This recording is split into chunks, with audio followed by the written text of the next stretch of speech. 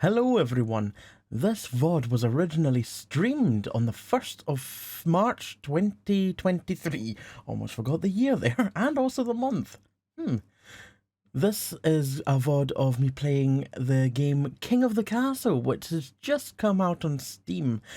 Quick disclosure that I received my copy of King of the Castle for free from the developers of the game, Tributary Games.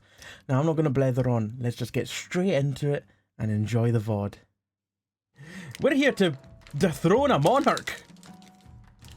That's the better thing that we're going to be doing tonight. I didn't mean to come up here. I meant to go down here. King of the Castle. And we're going to be starting a new dynasty so I can regain the throne. That way you can dethrone me properly. The monarch name! I was tempted to put King Whacker in my name, but then I would be King Whacker.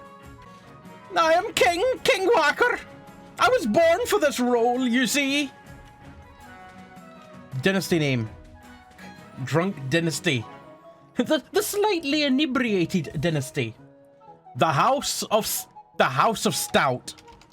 That's got a ring to it. The House of Hipster Stouts. It's a nod to something that Stephen always says. He always talks about my hipster stout, so we're going to be the House of Hipster Stout. And we will be Alpaca. Monarch Alpaca of the Hipster Stout dynasty. I'm doing good, buddy. We had a big snowstorm yesterday and I got stuck at my girlfriend's place. But it's finally calmed down enough. I can walk home. How's yourself? I'm doing good. I'm doing very good. Yes, I would very much like to play on the Twitch. That is what we are doing. Okay. Now, last time we had the barons, the chiefs, and the grandees. I think this time, so that we can have some different houses, we'll immediately take the patricians and the counts. But we will also keep the chiefs of the north. Exclamation mark join in chat, followed by your pronouns. Right, we have currently Gruntmaster as a patrician, Ken as a count, and Splinter as a chief. We also have CH as a patrician. Also, I feel like I need a drink to wash something down. Is the trick? Oh, sugar! Thank you, Gruntmaster. As you can tell from my reaction there, no. Let me get that. Let me get the Twitch extension enabled, because I've got it installed, I'm pretty sure. Just not enabled. Oh yes, the extension is very helpful. I was using it, was it yesterday in the dev stream that was being done? I was there plotting away with everyone. It was fun, watching the downfall. Unfortunately, I then had to leave to do my own stream. Grandmaster, yeah, the extension is helpful for seeing who we are without having to rely on the list in the game. Yes, the extension is a very handy tool. Max, I am back from my kitchens. The dishes are clean and the guillotine is sharpened. Oh no. Let's get going. We've got a good number to start with. And of course, you don't need to be here right now to join. You can join later if you don't get in immediately. Modern, you are a count. Gruntmaster, long as you aren't blocking the stats when we need to think of our voting. Yes, no, I will try my best to stay out of the way of the stats. Or will I? Maybe I do want to be covering the stats when a vote is not going to be going my way. Alright, so yes, like I said, this is a text and visual based adventure game with Twitch integration. Many of you will already know this, as I suspect many of you have already played. In fact, many of you will have already played. Essentially, you'll be split into, as you have been, into 3 noble houses. The chiefs, the counts, and the patricians. And then you'll be able to get to vote on things. You'll have goals to achieve, potentially to overthrow me. It's not happening tonight. You're not overthrowing me. I won't allow it. Right, let's start off. And I think we should start with a coronation. Just start things off with a party. Potentially a party. We know what might happen instead. Right. Your Majesty, I've scheduled your coronation to take place in a week's time. This is the voice I've chosen for that role. Shouldn't I be giving the orders now? Of course, Your Majesty, but to delay it any longer would make the nobles restless. And when nobles get restless, they take their... Thank you. They take their daggers and look for the nearest back. I am covering some stats. Damn it. I knew that was going to be the case. Good evening, Jaguar Jen. How are you doing? I don't know why I said your full Twitch name. Yes, you're not in trouble, honest. Very well. What must I do? As a tradition, the council will decide what happens at your coronation. What? But it's my coronation! This isn't an absolute monarchy, Your Majesty. Everything has to be run past the council vote, even this. Shall we call the nobles in? Nobles, prepare for voting. We have a few options here. What kind of coronation should be held for the new king? Option A, host a lavish parade with jugglers and fountains of wine.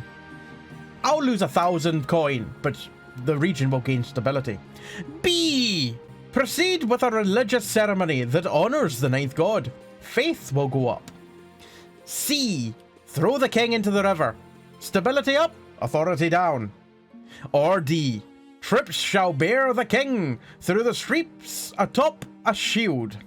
Military up, authority down. So, as the things I was saying, authority down, military up, those are the stats. So that will affect these stats.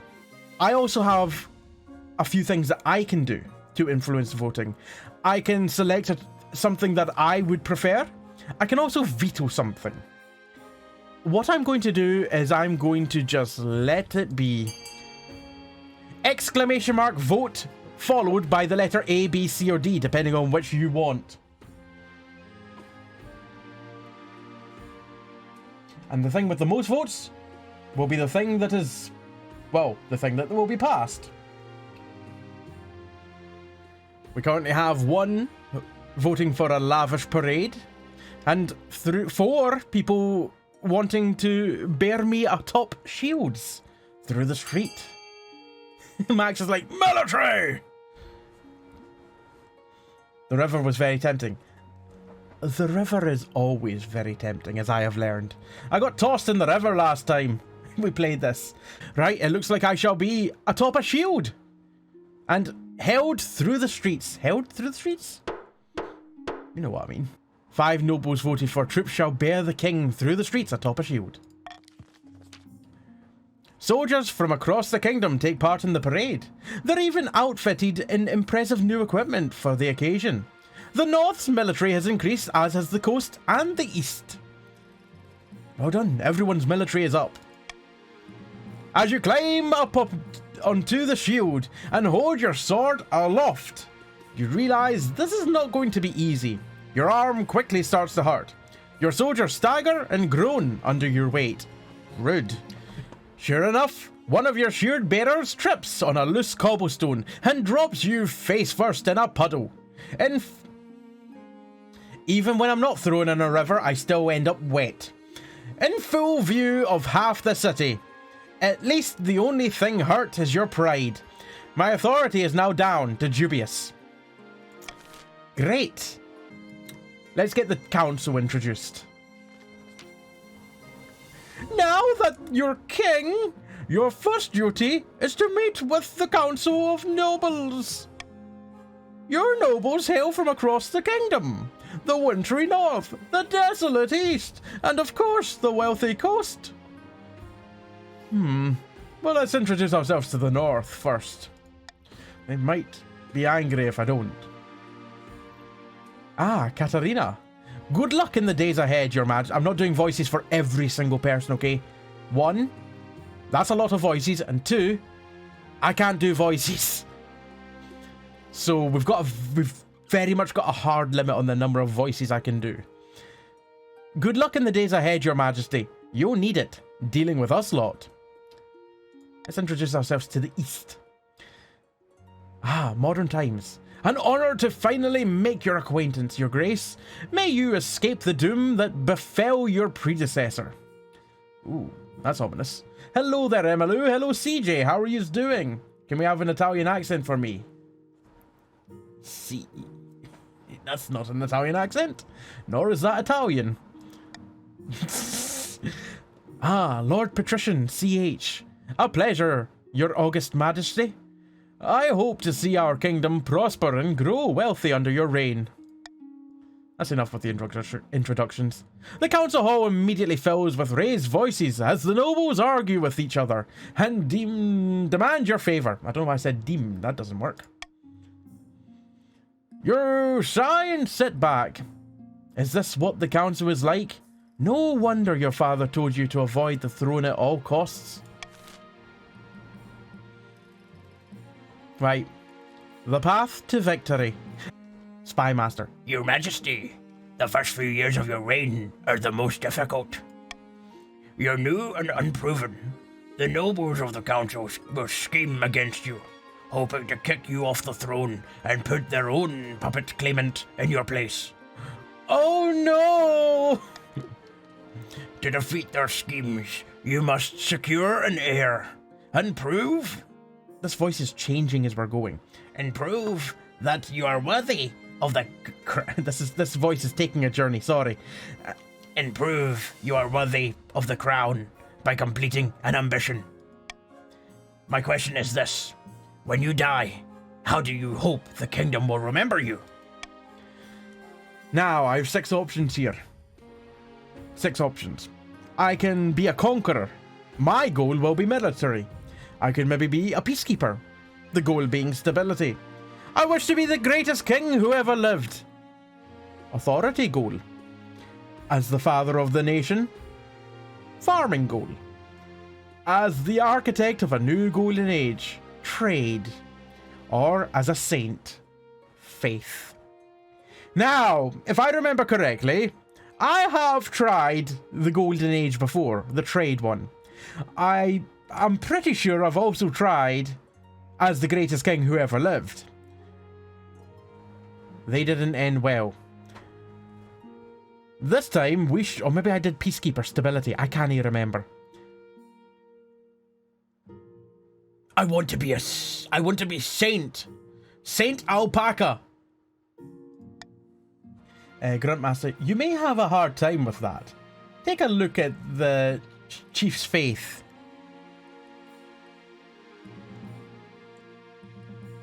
I can inspire faith in faithless heathens. Addressing them as faithless heathens is not a good way to start, however. The kingdom has the lowest... Look, shush, okay? Look, I didn't look at the stats. Never tell me the stats. The church will love you, I suspect. But will anyone else? Clearly, no, at this moment in time. No, they won't. I suggest, over the next few years, you focus on improving the kingdom's overall faith as much as possible. Once you have an heir, I will return to discuss how your ambition is progressing. Good luck, Your Majesty. The chiefs also have high military. Do take care in diplomacy. Yes, they very much do. Oh, end season. Ah, chiefs. Yes, sir. Chiefs of the North, we all know I should be on the throne, not this imposter King Alpaca. How do we make that happen? Oh, chiefs only.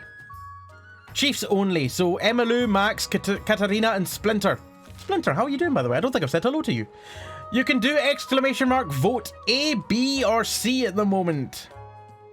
A, doppelganger. Your goal will be the lowest defiance. B, prophecy. Your goal will be to raise authority. And C, Hornblower, your goal will be to lower all faith. Chiefs, you need to vote! There we go. Exclamation mark vote, followed by a letter for what you want your goal to be. Voting is closed. Great. Great, I've just realised. I skipped that there. Did that say the Chiefs have to lower faith? Great. The Chiefs plan to dig up Old Held's legendary horn and use it to take over the kingdom. First, they must win the favour of the gods by diminishing the kingdom's belief in the ninth. To advance their scheme, the Chiefs must lower the combined total of all regions' faith to 12 or less in 4 seasons. We already have a combined less than 12, so that's a good start for you. Ooh, look at you. Very much looking a bit Alucard. Anagram of Dracula. Carol. My fellow counts, in ancient times, the East was its own proud kingdom. We can bring back those days of glory. But not while the false King Alpaca wears the crown. Right, counts, get ready to vote. You're about to do a vote. Right, what scheme? What is your aim going to be, counts? A. Subterfuge, lower stability. B. Blood ritual, highest farming. C. Possession, lower own defiance. Counts, exclamation mark vote followed by a letter. A, B, or C. So far we've got 2 people aiming for highest farming, which is quite possibly the right one to go for, considering that at this moment in time, yes, I've got the highest farming. I'm closing the vote. Can you? Your vote's not even registered. Voting is closed, but it doesn't matter anyway. Blood ritual, highest farming. That is your goal, counts. The counts plan to summon an ancient famine demon that will devastate all other regions, paving a clear path to the throne. First, they must ensure the East can withstand a famine. To advance their scheme, the counts must be the region with the highest farming in 4 seasons. Once again, you're already there. So far, 2 schemes are already there. Now for the patrician scheme. Petronella, fellow patriarchs of the coast. Why say patriarchs? Fellow patricians of the coast. My claim to the throne is far more legitimate than that of King Alpaca. Something must be done. Patricians, what scheme would you like to vote for? Scheme A, intimidation. Raise others' defiance. B, monopoly. Raise own trade. Or C, corruption. A goal of lowering authority. Exclamation mark vote followed by a letter that corresponds with these. Not a number. A letter. No, that's Citronella. Max. I immediately saw that as well, I'll be honest. Can never go wrong with a board with broadwork. With boardwalk. I don't know why I said broadwalk or broadwork. Right. Your goal is to raise your own trade, I think that was. Yes. Monopoly. Prepare to build some hotels. The patricians plan to privatize this entire damn kingdom. First, they built... Yeah, the Tory party. The bloody patricians are the Tory party. First, they must build up their industry. To advance their scheme, the Tory party must raise their trade to 5 or more in 4 seasons. What is your trade? Well, you're also succeeding with your goal right now. So that's 3 goals, 3 schemes. Yous are all completing them. Fantastic. Good start. Good start. Your Majesty, these upstarts are saying they have a right to your throne. No doubt the nobles are already scheming to crown their region's preferred claimant. You damn right they are. You damn right they are. Right, so remember. The North. You need to lower all regions' faith to 12 or less in 4 seasons. The Counts, your scheme is to have the highest farming in 4 seasons. And the Patricians, your scheme is to raise own trade to at least 5 in 4 seasons. All 3 of them are currently being met. I think you're the only one not achieving your goal. Alright, rub it in. You are right though, you are right. I am definitely not making my goal. It's also going to be difficult to achieve my goal considering that I need to get faith up and the Chiefs want to lower the faith. It's going to be difficult. We'll get to the giant spiders in a moment, but first we want to see the missing nobles. What's happened? Maybe they've been taken by some giant spiders. Ah, Lord CJ. 84 CJ. Your esteemed highness, a number of patricians have gone missing in the east. They travelled to Countess Jaguar Jen's castle to negotiate a trade agreement, but they should have returned weeks ago. There have been many persons in their time that have travelled to Jen's castle and have never returned. What happened to them? I don't know. They just never returned. Well, okay, well Jen's just giving us the answer.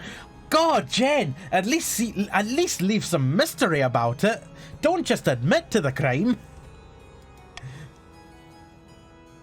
Marguerite, ooh, missing nobles. Nobles? Nobles. I've seen a screenshot from a path I've never seen on stream here. Countess Jen. The missing patricians never made it to my lands. They most likely got lost. The east is a dangerous place. Where could they have gone? Just north of my estate lies the Mold Patter Forest. To the west, the Twilight Lakeland. And to the south, Ilarian's Haunt. I like to live remotely. Does wonders for the soul. Who's gone missing? Anyone I care about? 3 patricians are missing. Lord Patrician CH1195, Lady Patrician Gruntmaster, and Lady Patrician Marguerite. Oh dear, pretty much all the patricians have gone missing. Apart from CJ. I'm certain that this is some kind of ploy by Countess Jen. In a few months' time, she'll quietly offer us a ransom. Jen. Drakov's bones? Don't be fooled. Don't be foolish. Hold on. Shinty, how are you doing? Welcome in. This better not be another community game night. Technically no, but it is a community game at night time. Jen, I didn't say what kind of dungeon. They're enjoying themselves. Oh my. Where do I find this dungeon?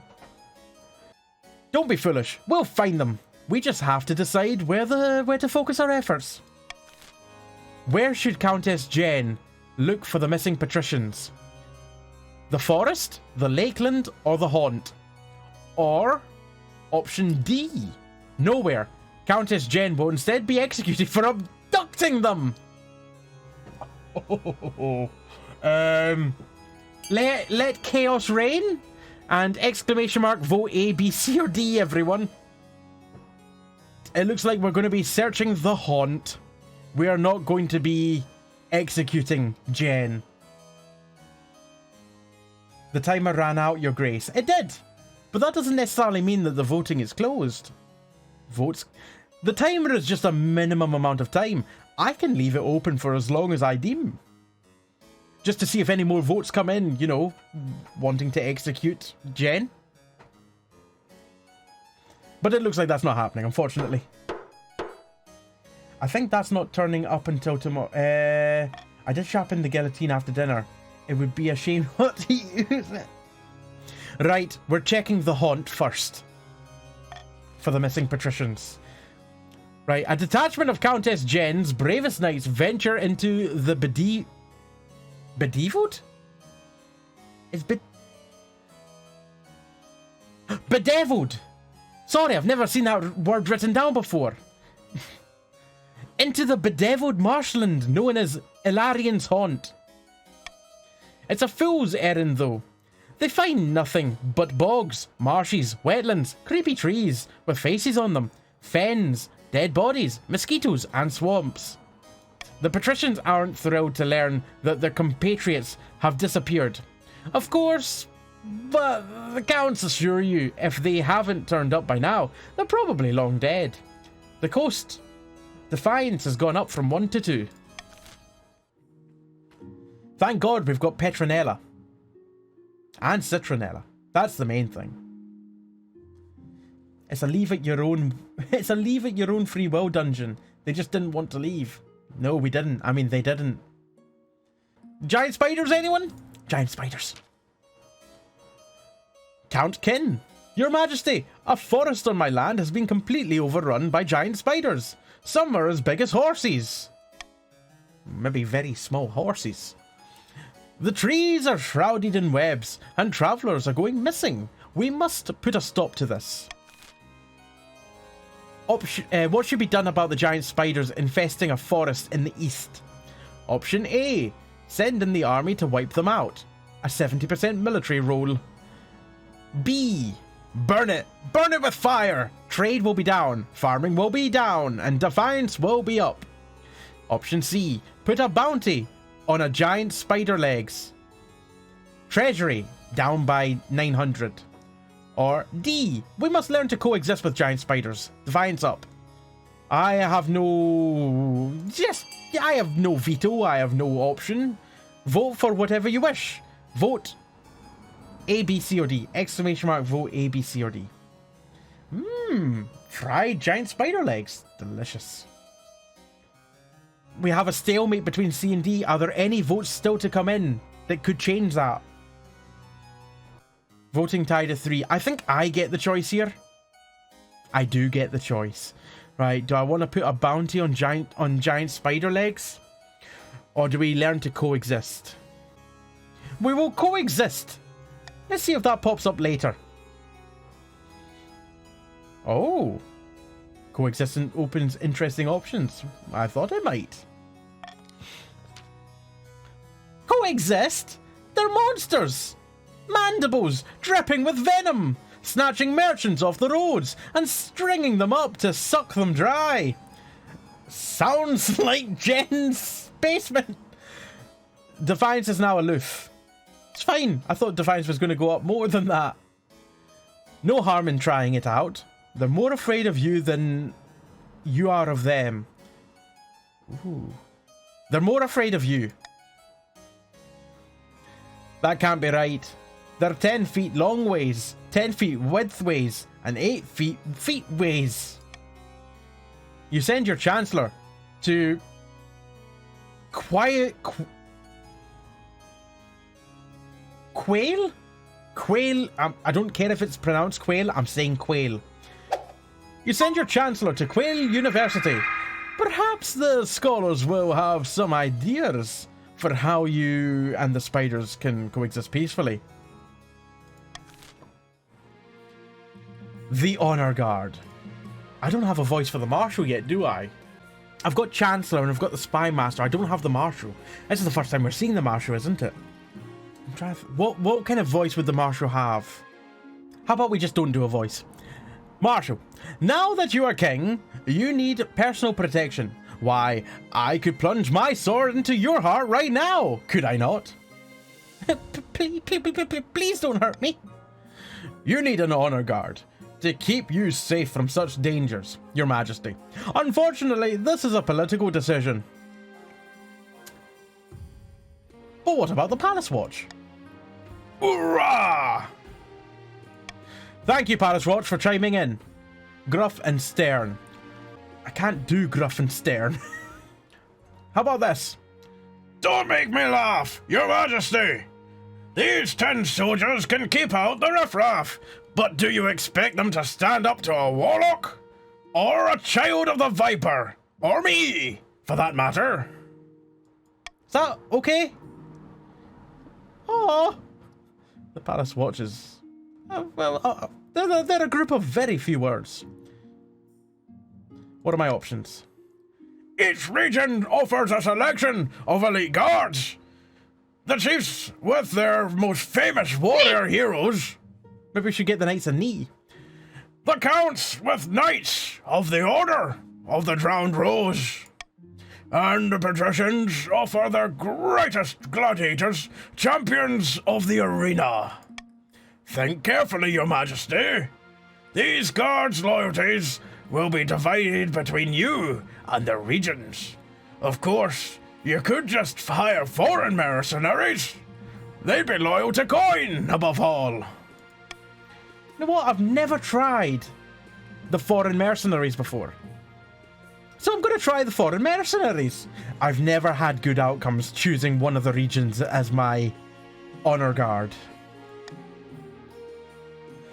A band of fearsome fighters from the Tatterlands called the Battle-Bitten Brethren. They specialize in bodywork, but they're costly, and hiring foreigners will be considered an insult to all the regions. I've made my decision. We'll piss off everyone equally. It's fine. I await your verdict with bated breath, your majesty. I will make the arrangements at once. Right, well, that actually wasn't very expensive. I've only lost 500 coins there. But everyone is now a little bit more defiant. The Battle-Bitten Brethren arrive a few weeks later. You've never seen such a gang of huge, unpleasant-looking cutthroats sneering and smirking and cleaning their fingernails with daggers? Your fears are assuaged by their commander, a grey-haired man who calmly explains the service they provide.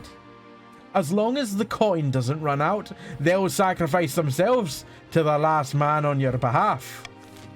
I think this was a wise decision. Someone that pays attention to the price of coin and doesn't let their feelings sway their judgment. Aloof is a cool word. It is. Nobles use their personal wealth to bid on buildings, and only the two highest funded will be built. Use the command !fund XY, where X is the character code, and Y is the amount you're pledging. For example, !fund A 500 will fund the cathedral for 500. Don't worry, the funding is not opened yet. It's like eBay, you were bidding here, except it's on medieval structures. So obviously these different buildings have different stats that affect these. So you want to kind of, depending on what region you're part of, vote for things that will help your goal. Cathedral, faith up. Theatre, authority down. C, fortress, effect up. Military up. Stadium, military down. E, aqueduct, farming up. F, prison, stability down. The funding is open. You can now do !fund, then a letter, then a number. On the right hand side you have a small snapshot of some of the richest nobles. If you don't see yourself there, then you should be able to see how much money you've got in your little extension that should be appearing up there. Jen, why are counts and patricians not voting for A? Because the counts, purple, their goal is farming. Huh. I'm just confused about why the biggest contributor to C was a count when you would think that they would have voted for E. Well, military is up. That could be tactical. That could be tactical, actually. Up your military in case of rebellion. Modern, are you planning on rebellion? Already? I can't believe it. Fund the fortress. No point having an aqueduct if you can't defend it. Or maybe the aqueduct's like a water slide? Right, let me... A fossil unearthed. Hello. Coexisting with spiders. We will go for the fossil first. And then we will find out about coexisting. Count Modern. Good news, Your Highness. Our new fortress is proving invaluable. We've even started adding a new parade ground. Oh, fancy. Modern. Though there is a small problem. While digging more foundations, builders found bones in the rock. From the size of these things, The beasts they came from must be larger than the fortress itself. Well, they're just bones, aren't they? Like a giant, spooky, scary skeleton. We'll go with, well, they're just bones, aren't they? He lowers his voice. Oh. Vote kill Jester. The builders are saying that it might be a, a flying reptile. No one dares say the name these days. It's been 700 years since a dragon was seen in the kingdom. And back then, it was catastrophic. Oh.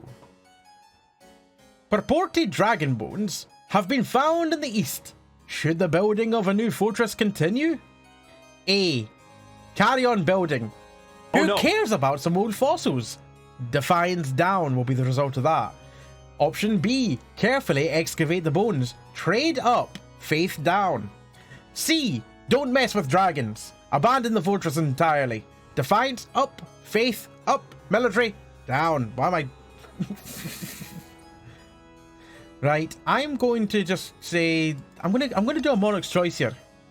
And I'm going to say... Don't mess with dragons. Exclamation mark vote followed by a letter A, B or C. In chat. Hello there, Shyhawk. How are you doing? They really cut the Game of Thrones budget from the looks of it. Yeah, but it's got better in terms of writing. Not that difficult, though. Am I right? Shyhawk, how are you doing? I hope you're well.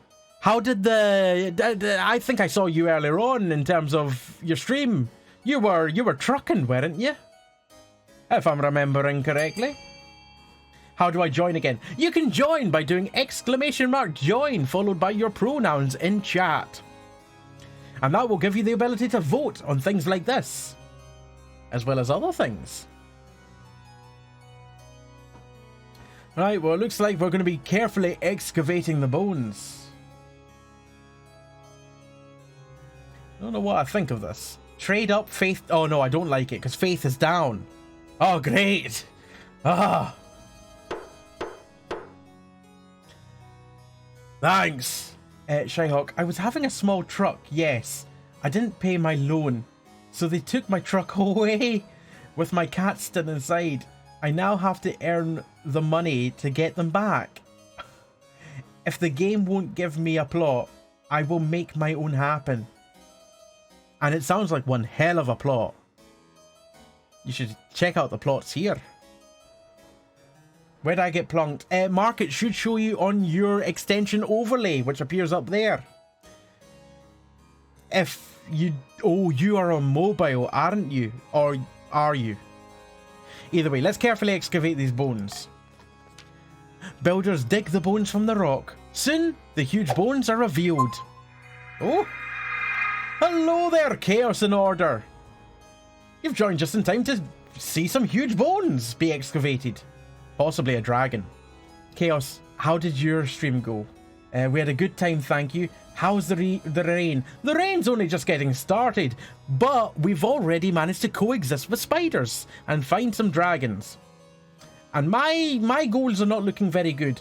Every single region, their goals are going fantastically. My goal is not going good, because I need to raise the faith, and the North wants to lower the faith, so yeah, this isn't going to work. Shinty, I'm still not coexisting with the spiders. I'm vigilante justicing their legs off. Don't need a bounty. A spider! Don't hurt a spider. To everyone, the game's amazing. Buy it. Yes, it's amazing. It's really good. Obviously take my opinion with a grain of salt, just because I did get my copy for free from the developers of the game, Tributary Games. But I've never said anything untrue about a game that I've got for free. If I don't like a game, I will say I don't like a game. I have said I don't like a game. Right, builders dig the bones from the rock. Soon the huge bones are revealed. As visitors crowd the site, trade picks up. Merchants set up stalls, peddling flimsy weapons made of bone. Bone. Trade is now dynamic. Faith is now skeptical. Great. But despite the rise in tourism, some Eastern locals are superstitious, treating the bones with fear. Some refuse to approach the building at all. When it was saying bone, I think it was meaning like imitation bone, not bone. Let's go ahead and coexist with spiders. Scholar. Do I want to do another voice? I've already got 3 different voices here. I don't think I want to go for a 4th voice. Because if we go for a 4th, where does the voices stop? Scholar. Greetings, Your Majesty. I am the Arachnalot. I study spiders. You sent for. Having spider problems? Arachnologist. Studier of spiders. Giant spiders, to be precise. Well, I'm not going to be able to say the previous thing that was in English. I'm not going to be able to say Latin now, am I? Arachnologist. Arachnologist. Thank you very much. Fantastic stuff there. I study spiders. Terracnus magnum. I somehow did better with that one. Terracnus. I did. I said that one perfectly. Fantastic. Tom, how are you doing, by the way? Colloquially known as a giant spider or the gigantula. A fascinating specimen and with many practical uses. You can raise them as livestock and milk them for their potent venom. Or you can harvest their silk,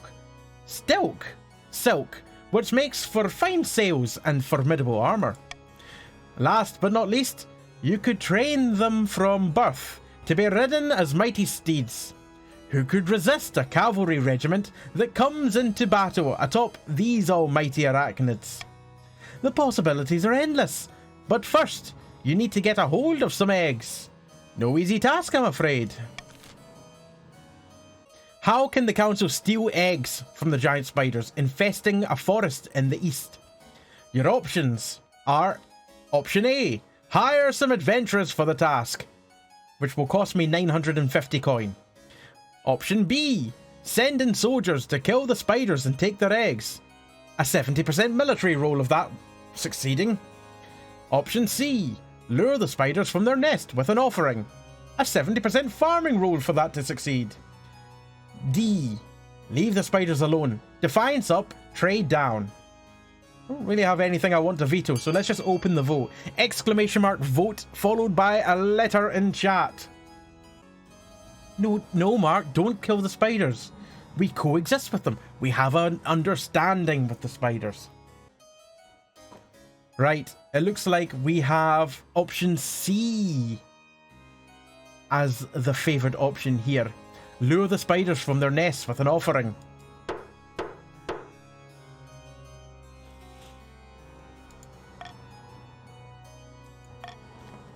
Local farmers drive their herds into the web-shrouded wood.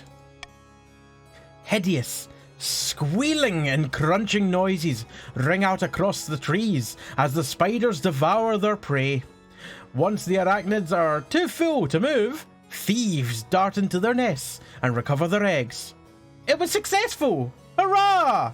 Farming is down, but we've got the eggs! The thieves return with a wagon groaning under a glistening heap of spider eggs. You order them sent to a nearby farm to be hatched and raised as livestock. Hopefully Eastern farmers are up to the task. It's like, yay, I lost a herd of cows, but instead I've gained some spiders. Speaking of spiders, well, possibly maybe more of a snake, let's find ourselves a spouse.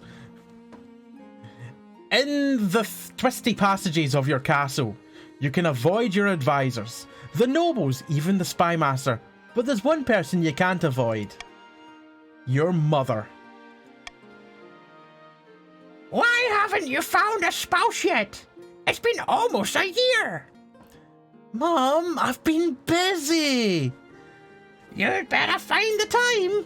Don't worry. I'll take the liberty of finding eligible candidates. What is your preference? Men? Women? Or do you not mind? Any? The spiders, the size of cows. Mark, did you really just say Egg's gonna give it to you? Excellent. I'll send out messages to the most influential noble families in the kingdom.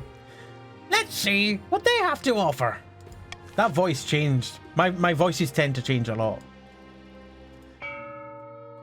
Right. You can take a small tax from the kingdom's commoners, or tax one region's nobles. The latter will raise defiance and take personal wealth from nobles of that region.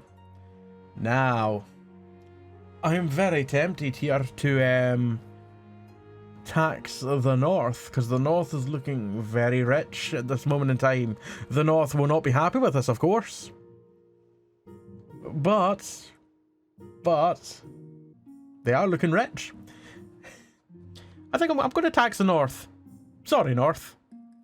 Also, your defiance is less than the others, so I feel better about that. Wow.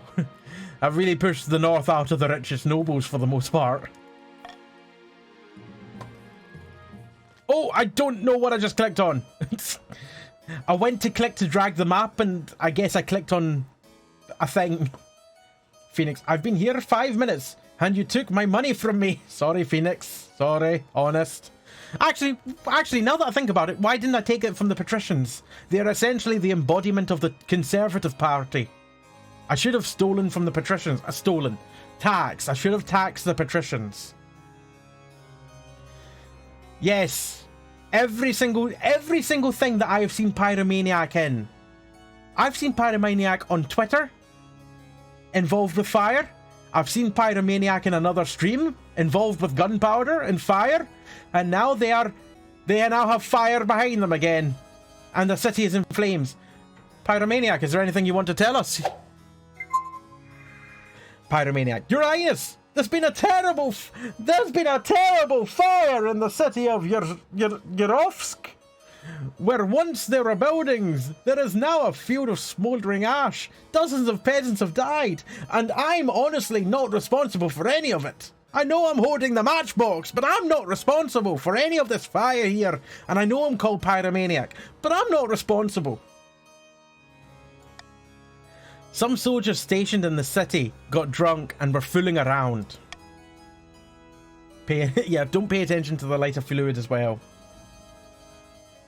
Pyromaniac said he didn't burn it down. He said he only watched it burn down. Well, I guess I'll take their word for it then. They tied a burning stick to a cow's tail as a prank, but the beast went mad and ran through the city, setting 100 fires. Poor cow. I see Pyro doesn't hesitate to throw someone else under the bus. I was hoping the council might unlock some funds for the treasury, from the treasury, so we could rebuild. How much money were they wanting? That is too low. I don't have enough money to fund it. Right. What should be done about the burned down city in the east? Your options to vote on are option A, rebuild the city exactly as it was. Treasury down by 1500. Defiance also down. Option C, offer no help. Your personal wealth down by 300.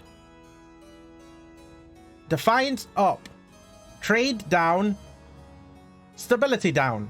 Option D, find and punish the soldiers responsible. Authority up. Military down. Defiance up. Personal wealth down. I have nothing here that I want to veto. Exclamation mark, vote A, B, or A, C, or D in chat, because B is not an option here. I'm not just saying that because I don't want it chosen. You literally can't vote for it. I don't have enough money to fund it, so I won't let you. Cowmageddon, I love it. I don't get the duck joke, but I have drunk a lot of tequila tonight. I have cider. Max, I bought some sweet gorgonzola, and I'm thinking about cheese sandwiches as a midnight snack. Do it. In the words To quote Darth Sidious. Do it. Do it. That car was sure moving to ignite the whole city. Two men walked into a bar. You'd have thought one of them would see it. Right, it looks like we are going to be rebuilding the city exactly as it was. With wood. It's going to burn down again, I'm sure. Right, let's rebuild the city. Your order... What's a pirate's favourite letter? R. His first love will always be the sea. Nightmare, well played. You order the immediate reconstruction of Yarovsk. The cheap wooden houses take no time to build and are soon populated by candle-wielding, dry blanket-bearing common folk. What could go wrong?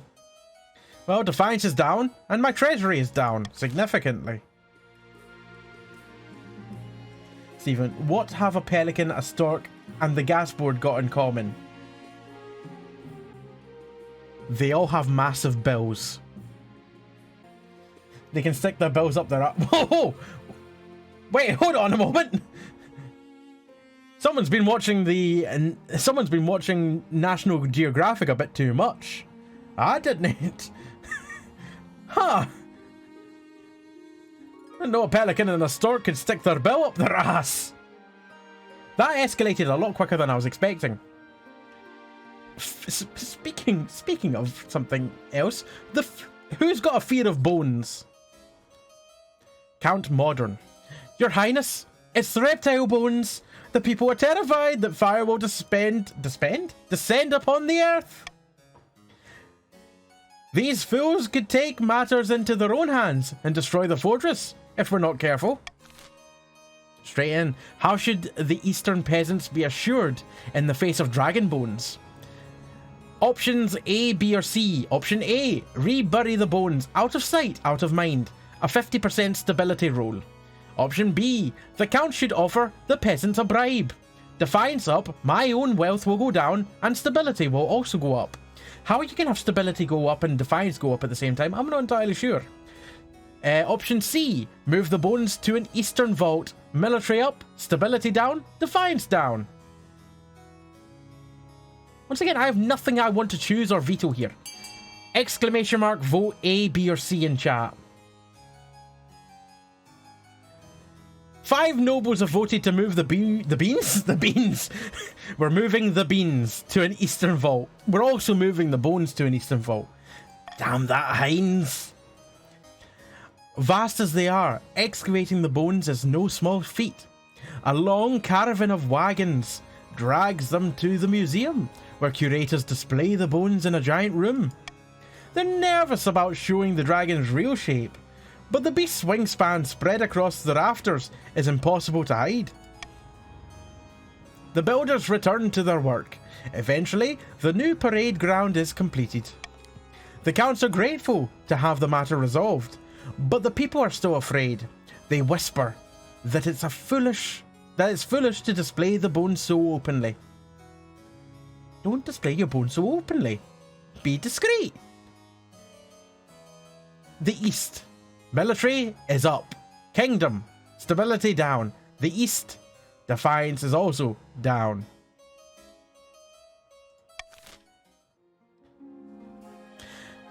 I have found 3 potential matches for you. One eligible young candidate from each of the kingdoms. 3 regions. Choose wisely. You'll be securing a powerful alliance. What if I don't want to marry any of them? That's a decision that can wait, and that's a decision that can wait until after you've seen them, isn't it? Your mother leads you to the Great Hall, where she's arranged 3 potentials or... Potentials? Why did I say potentials? Where she's arranged 3 portraits on easels. For now, each is covered by a cloth. Alright then, let's see the eligible candidates. She whisks away the cloth from the first portrait. This is Ulf, firstborn son of the Northern Isocia clan. Apparently, the other Northerners have nicknamed him Wind speaker. Can't imagine why. Farts a lot. Farts a lot. Even among the Northerners, he's made something of a name for himself as a fearsome warrior. But had a bit of controversy a while back when his clan hall burned down. He was to blame somehow. I mean, I guess I can see the appeal. This is Lorelei, the eldest daughter of the Eastern Queen of Naboo dynasty. I met her at a party once, but all she did was squeak out a hello and run off. Seemed nice enough. A very pious young lady. She's obsessed with her family's legacy. Lorelei, the Princess of Naboo. Mark, thought you were going to say squeak out a fart and run off. Maybe she did. Maybe she did.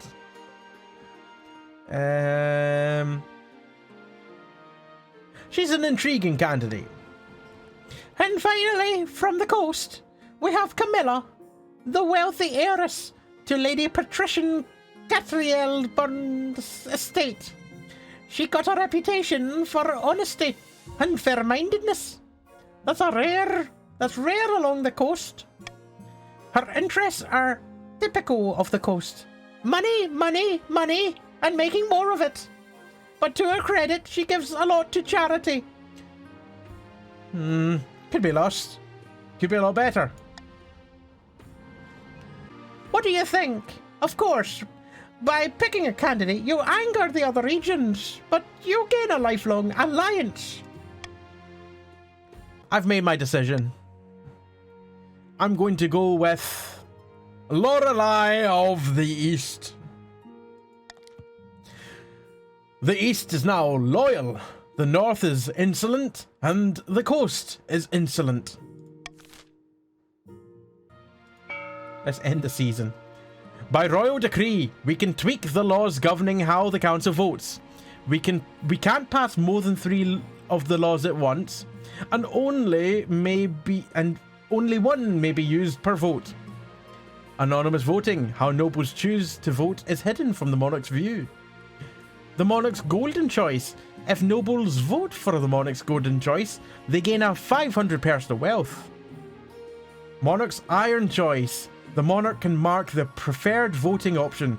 If chosen, they gain +1 authority. You know what? I will go with the monarch's iron choice. I like the sound of that. Ooh, happenings at the museum. What's happening to the bone in the museum? Camp Modern. Your Highness, you recall the giant reptile bones on display in our museum? Yes, how could I forget? They're huge. The scholars complain of rumbling at night and nightmares of fire. They fear for the structural integrity of the museum. How should the museum deal with the potentially cursed dragon bones? Option A, exercise the bones with the 9th god's power. A 30% faith roll. Option B, pay for the bones to be reburied. My treasury down by 900. Defiance also down. Option C, hide the bones in a secure vault. A 40% authority roll. Iron choice on A. Exclamation mark vote followed by a letter of your choosing, A, B, or C. It looks like it's going to be option A. Yes, A will increase authority. I have more authority now. Thank you. That's not my goal. My goal is to increase faith, but yeah, I'm not going to be able to get my faith up. Let's get the bones exercised. Will we succeed? Who knows? We'll find out in a second. The Archbishop assembles a team of priests who surround the bones, chanting and lighting candles. Sweet smelling smoke fills the room as the Archbishop paces back and forth, swinging his censer. Right, authority is up. The faith roll failed, unfortunately. When the ceremony is complete, the curators exchange nervous looks. They politely thank the priests but reports sleepless nights and phantom whiffs of smoke. No one dares visit the place for the coming months. Stability is now down to 3, and defiance is up to 1 for the east. Wait, you chose faith when the chiefs are here? You playing hard mode? Yes. Yes, Phoenix. Yes, I am. Because I'm a numpty. I'm an idiot. Quote number 133. I don't know if I can penetrate him. Very true. We'll hold off on the royal wording. The deceased. We'll go for the deceased.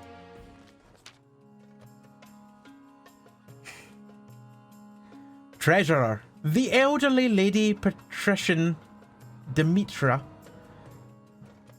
a cousin many times removed of nodal patrician That Which Lurks, died in her sleep last week. She was nearly 90. Would you believe? And why are you telling me this? She was very wealthy, Your Majesty. But she could have spent more time on her accounts. She died without a will, and the nobles are scrabbling for her estate. Lady Patrician Demetra was my relative. I wrote to her at least once a year. Of course the estate should be mine. I thought they were just going to say, I wrote to her at least once. Not per year, just once. That was That Which Lurks that said that. Chief PVB. My late great-grandfather used to play backgammon with her. He swore she intended to leave it to our own family. Noble patrician, That Which Lurks. By the 9th. That's a pitiful claim. Oh, whose claim to the estate is legitimate? Option A. Give the estate to noble patrician, That Which Lurks. Defiance, well, will be up and down. Wealth, wow. That Which Lurks, wealth up 1,500, and my own treasury will be up 250. Option B, give the estate to Chief PVB. Similar result, just reverse in terms of the defiance. Option C, redistribute the estate among the coastal peasants. Defiance up, trade up. Option D, claim the estate for the treasury. Defiance up, treasury up. I'm going to go ahead and veto C because I don't want trade increasing. Exclamation mark, vote A, B, or D. I can handle a wee bit of defiance. I have no fear against defiance. No consistency for the peasantry. No. Sorry. If it wasn't a goal at the moment for trade to be up, I would have maybe allowed that one to go through. Right, here we go. Claim the estate for the treasury. It'll help my money, but that's going to piss off some people. The treasurer is delighted. The nobles are far less so. Defiance is now aggrieved for the coast. The north is also aggrieved. Wagons quickly roll in from Lady Patrician Demetra's estate, laden with expensive fur coats, old chalices, and antique ceramics. All these new riches crowd the treasury, but give it a charming atmosphere. Was I Matt? Thank you for the follow. Now for the wedding. And that money is going to go to good use here. We're going to pay for a fine shindig. Your wedding to Lorelei is, naturally, the talk of the kingdom. Nobles and peasants alike travel from across the realm to attend. For a week and a day, the capital is one giant party. It feels like you're the only one not taking part. Instead, you're getting ready for the ceremony.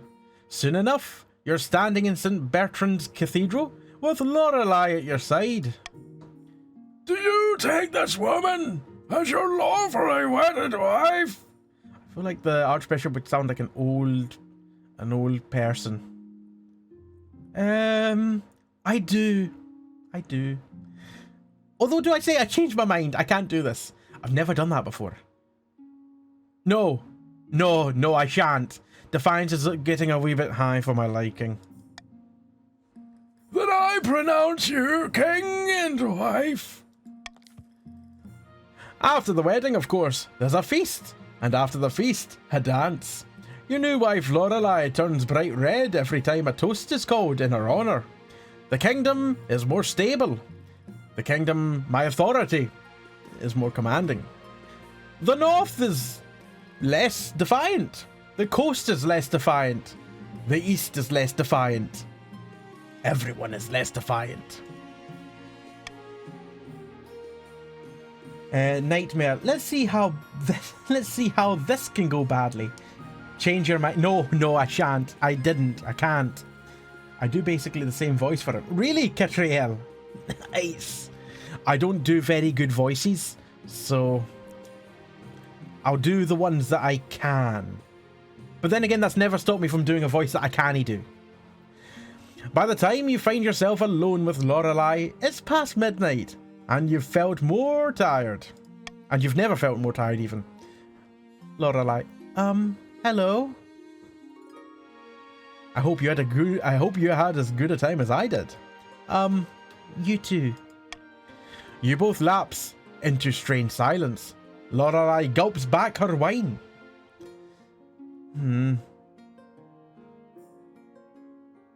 So, tell me about yourself. Catriel, nah, you're rocking it. I was literally adding you to my list of people to contact for voice acting collabs. Oh! You hear that? You hear that, everyone? I can do voices. It's a first. I missed the Irish accent. Hold on. Let me try the Irish accent again. No, let's not. Sorry.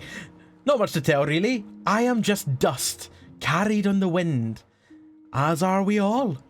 If you read the scripture, like, don't talk to me about dust. We've seen dust in my computer. It was awful. You've heard of a dust bunny? This was a warren of rabbits. It was awful. I don't know, your Scottish accent seems really fake.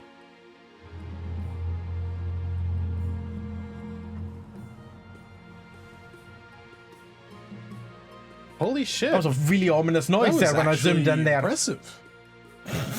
Was that in the game? I wasn't sure what that was. She lapses into silence again. All attempts to get her to talk more fruitless, and eventually she makes her excuses and heads to the spare bedchamber.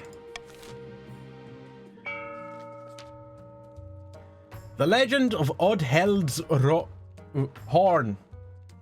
And what a horn it is. Northern sagas tell of Oddheld's horn, once gifted to mortals by the honey... I'll be honest, I didn't read the word honey in my head originally there. I thought that said something else. The honey-blooded prince himself, then lost to the snows of time, never to be found again. Until now. Chief Emmelu. By the gods, can you believe it? This has been the most bountiful spring in living memory.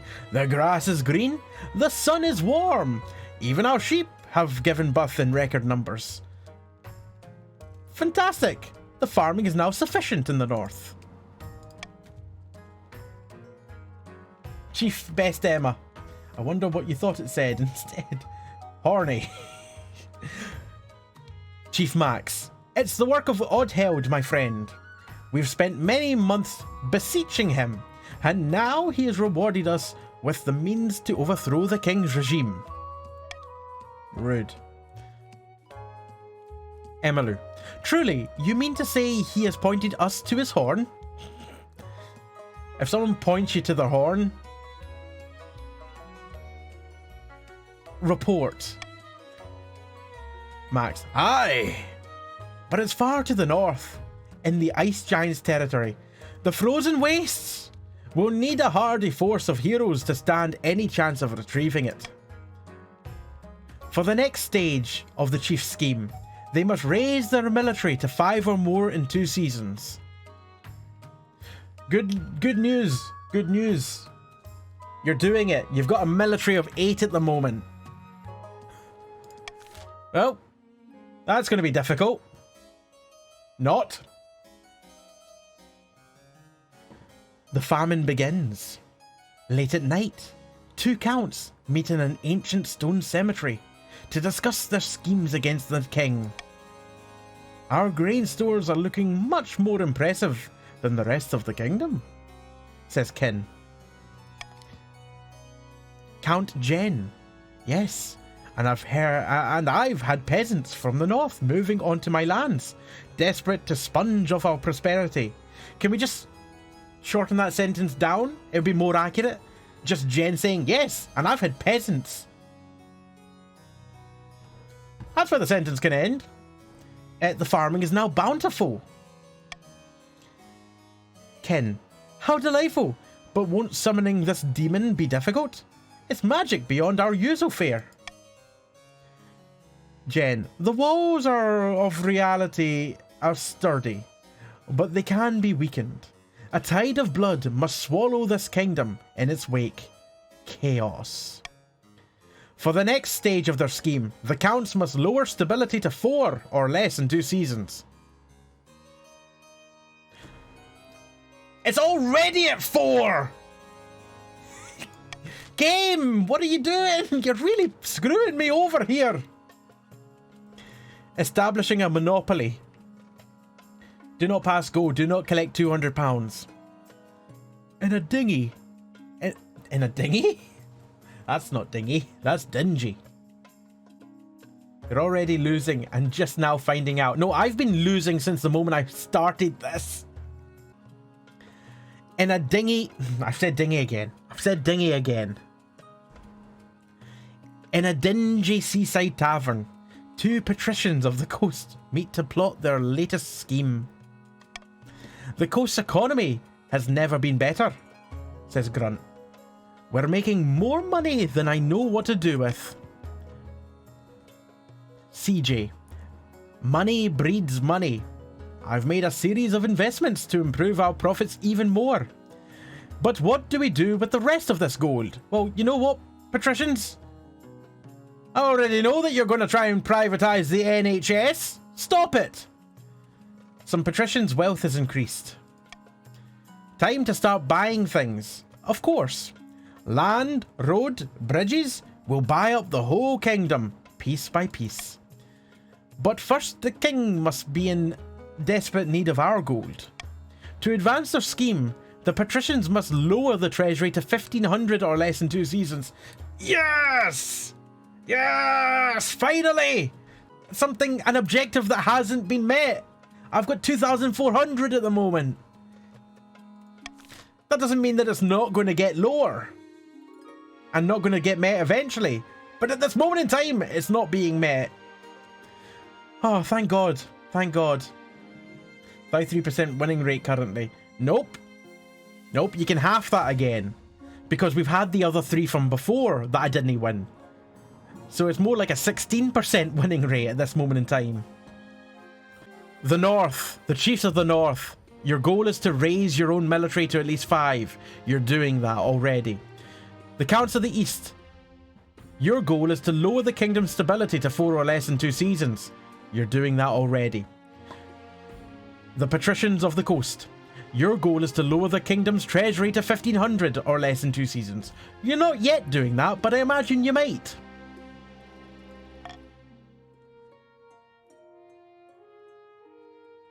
This is why I voted for that plus 1,000 treasury earlier, because I knew patricians would need treasury down. You're playing 4D chess. Oh, let's go back and have a look at the spiders. Farmer. Greetings, your majesty. I was the fella tasked with looking after the spider eggs, and I'm pleased to say they've grown up into nice, plump young specimens. Big as house cats, and near as tame. Wonderful. You successfully domesticated them? Oh, only as big as cats. We'll go with the you successfully domesticated them, because I don't think they have. Oh, sure. They're like little lambs. I like to tuck them into bed with me and let them scurry all over in the night. This farmer might have some problems and we might need to report them. I just cover myself in butter and then I get the animals to lick me. The wife complains, but I tell her not to worry. They're harmless if you breathe through your nose. Let's get a new farmer. We need a new farmer, I think. They've laid eggs in his brain. I think they have. I think the spiders actually are in control of him. I suppose this means we should decide what to actually do with all the damn spiders. Set laws for voting. How can the council make use of a domesticated giant spider? Option A, train them as steeds. Option B, milk them for venom. Or option C, harvest for silk. Oh, pardon me. Option A will increase military, lower defiance. Option B will increase farming, increase military, and increase authority. Option C will increase trade, military, and lower defiance. I'm going to have an iron choice here. I'm going to go for A. Train them as steeds, because I think we want them as steeds. Get your votings in! Exclamation mark, vote A, B, or C. Right, we're going to close the vote now. Right, I'm going to train them as steeds. I get the choice here. That will increase my authority and stability. You order the spiders sent to a nearby stable and trained as steeds. Authority is now imperious. Within a few months, the Knights of the East are riding, not on horseback, but spiderback. They're terrifying in battle, enormous, venomous, and hungry. Holy crap! Ooh. You are creepy as shit. The East's military is now unbeatable. Soon, the Spider Riders of the East pass into legend. Even Count Ken Theogas is forced to agree that spider husbandry was a fantastic idea, despite his initial misgivings. Ken? Don't be prejudiced against spiders. And defiance can't get any lower. It's already as low as it can go. A contentious sale. An unusual... I want to see... What is this unusual request? Lady Patrician Sarah. I fucked your spiders. Don't fuck the spiders. Your esteemed highness, I recently arranged for the petrified bones of a long dead giant to be imported to the coast from the north. I'm seeking your blessing to hold a spice festival in its ribcage. Sarah, why are you so obsessed with big bones? Excuse me? A dead giant? Why don't you just hold a festival in a field like a normal person? Yeah, we'll go with that one. Because last summer, Epic Shinty held their festival in an ancient waterfall grove, and I simply must outdo them. Chief Splinter, Your Majesty, this is blasphemous. In the north, we believe the giants are the children of the gods. To dig one up, take it from its homeland, and profane its remains, it must not be done. That's true, we must outdo the chiefs. Should the patricians be permitted to hold a bazaar in the skeleton of a giant? Over the chief's religious objections. Option A, give permission for the festival to go ahead. Trade up, defiance will go up and down, and faith will go down. Option B, order Lady Patrician Sarah to return the dead giant to its homeland. Defiance will up and down. C, send gold and gifts to the chiefs to smooth over their objections. Trade up, wealth up for the chiefs. My treasury down.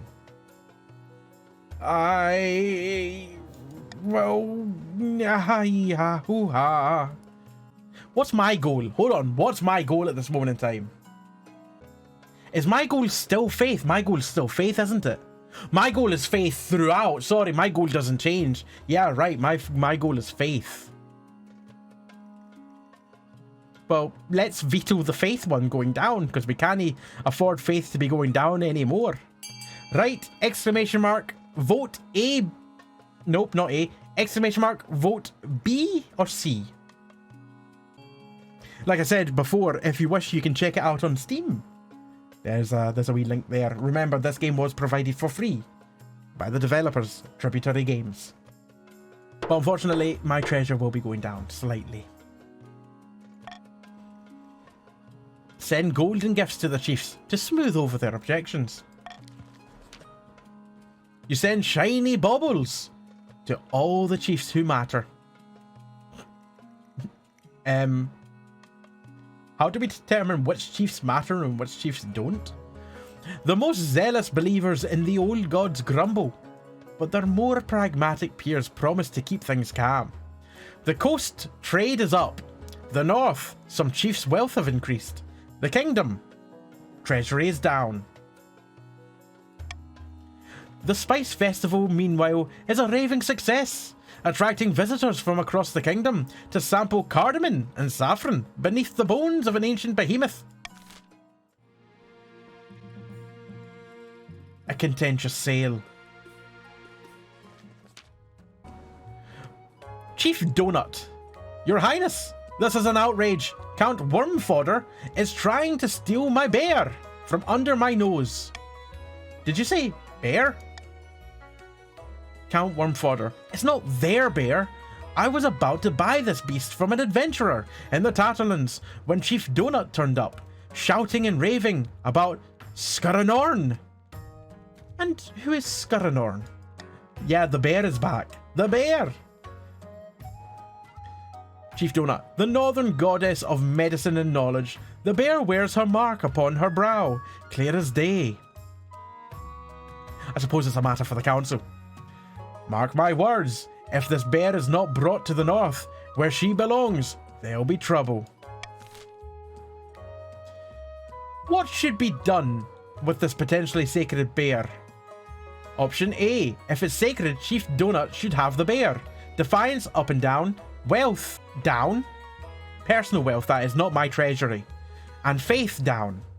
Option B, finders keepers, Count Wormfodder can have the bear. Defiance up and down, wealth down. C, encourage a bidding war between the two nobles. I don't really have anything I can do here, so exclamation mark, vote A, B or C. Grunt, I say C. Let the noble's wealth determine the result. That's not a bad idea. Let the wealth do the talking. Who's got the wealth? All the patricians.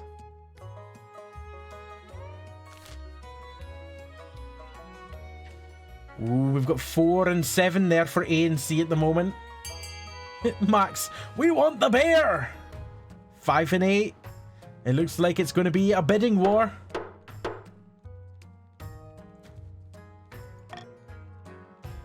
Let's get a bidding war on. We'll stick the bear on eBay. In a furious back and forth, the nobles battle it out for ownership of the bear. Eventually, Chief Donut wins out. The Tatterlands adventurer is delighted and goes away with more money than she knows what to do with.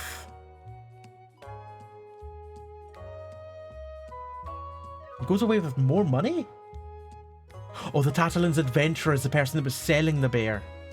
Right. How the hell did Donut manage to win? Considering that everyone else pretty much in the patricians has got more money. I can't remember who the bidding war was between. That's why. I can't even remember. Right. Defiance is now less in the north, but Donut has spent all their money on the bear. It was Wormfodder. That's right. Wormfodder is a count with 1200. That's how Donut won the bidding war. Fantastic. So, Donut, you've got no money. Enjoy. Defiance is now up in the east, but that's fine. Naturally, the counts aren't happy to have lost their potential zoo exhibit, but there's little they can do. This is also good because this is not the same decision that we took last time we had the bear, so we can potentially see how this plays out. Last time we had a zoo. The bear turns out to be a fearsome creature with bright white fur and intent green eyes, and she's vast. Even on all four, she stands taller than a wagon. Never describe someone as vast. Just saying. She's transported north, slowly and carefully, sedated by special herbs. They've drugged the bear with weed, and followed by a stream of worshipping villagers. Chief Donut is delighted that Skuranorm's will has been done. Faith can't go any lower. That's fine. I need to get the faith up somehow. Right, let's end the season. Right, here we go. Remember to vote for things that will help your goal. A. Library, stability up. B. Thieves Guild, trade down. C. Deer Park, trade down. D. Stadium, military down. E. Grand Bazaar, trade up. F. Monument, authority up. The bidding is open. Exclamation mark fund A followed by a number. Exclamation mark fund, then a letter, then a number. So, library. Up goes stability, and stadium, military goes down. But that's just military down for the counts, isn't it? I think. See in a moment.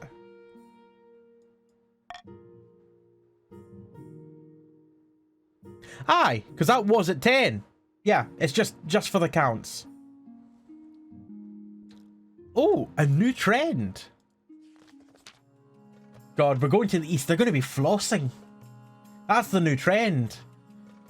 Everyone's on their TikToks. Crabs. The new trend is crabs. Everyone's catching them. Treasurer. Noble Patrician Ultra Wido is here to see you, Your Majesty. They want to sell you, a crab? A what? It's the latest trend along the coast, Your Majesty. The patricians have started keeping a species of jeweled crab as a fashionable pet. The creatures are so rare that one can now sell for as much as a mansion.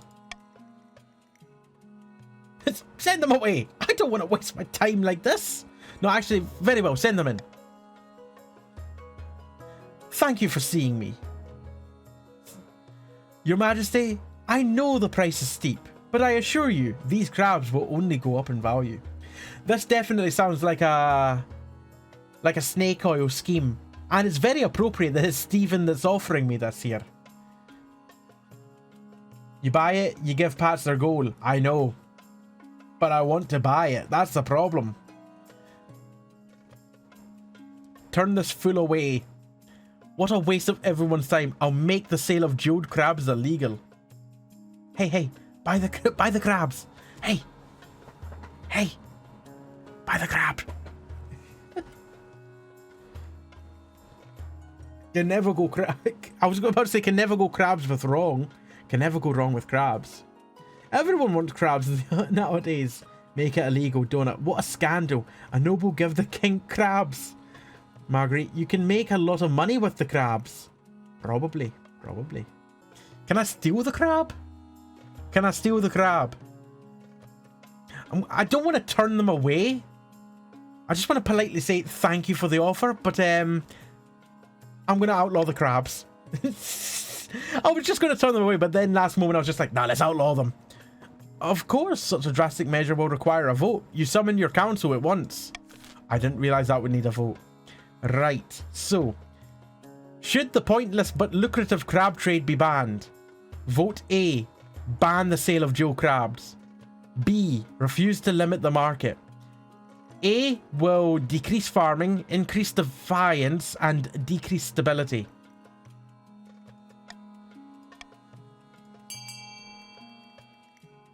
Exclamation mark, vote A or B. But also, I'm very happy in this case that B got chosen because I made that my iron choice. Which means that I'm going to gain... Is it stability? Or is it authority? I can't remember. It's authority. I gain authority by that passing. Yes. Refuse to limit the market, which is fine. I'm fine with that. The council refuses to pass your law. Over the next few weeks, the sale of crabs along the coast becomes more and more frenzied. and the price grow to jaw-dropping heights. They're essentially the medieval equivalent to Bitcoin at this point. I have supreme authority. Let's talk about my heir. Bit crabs. Ooh. Could have sold yours, but no, I didn't want to take the risk. Congratulations are in order. The royal wedding was a magnificent affair. I'm very happy, thank you. Your happiness isn't as important as fulfilling your duty to the kingdom. But I'm glad you found a way to have both. You've done so well, but something's still missing. An heir. You need something. You need something? You need someone young whose loyalty is assured. A child of your own would do the trick, even if they're a bastard. Or the youngest of your many cousins. What? My wife and I will have a child together. I'll make my youngest cousin my heir. Oh! Oh! Right! Oh, that's not as bad as I thought it was going to be. Right. Okay. I'm going to make my cousin my heir. Right. Gotcha. Oh Lord, you're not... For a moment, that's what I thought it was I thought that's what it was implying. I'm pretty sure I have a bastard child lying around somewhere. I plan to adopt a lowborn child from in the orphanage. That's a Game of Thrones thing. My wife and I will have a child together. Ah, the traditional method. No one will object to that. I'll arrange for you to take a month off from ruling so you can, bam chicka wop bow. I feel like that's what she would say. Oh, the Spy Master. What was their voice again? Or various royal families. Yes, that's very true. The UK royal family is a very good example. The Queen, no longer with us. And her husband, the Duke of Edinburgh, no longer with us. They were both third and fifth cousin. I think I remember the voice for the Spy Master. Good evening, Your Majesty. Tell me, have you ever heard of Old Helm's Horn? Northern legend, right? The horn of Oldheld is indeed a northern legend. A horn gifted to the mortals before the Ninth Triumph. During the Cursed Age. This is a horrible voice. Why did I ever decide to do this? Get to the point. You must understand, whether it is a creation of a pagan spirit or not, the horn is real. My sources confirm it. It's said to have the power to destroy any fortification with a single toot. I mean, depending on what you've eaten the night before. Pyromaster going past a building and letting rip could destroy a fortification with a single toot. Your uncle also has the ability to destroy a fortification with a single toot. Good night, Yoda. The chiefs are searching for it in the frozen wastes, having received a sign hinting at its location. That doesn't sound good. It's not. We'll need to stop them before they retrieve it, if at all possible. Do I really need to keep doing this? They've gathered a great host of warrior heroes for the journey to the wastes. We must act fast to have any hope in stopping them. You hastily assemble the council to deal with the chief's military build-up. The chiefs predictably deny everything.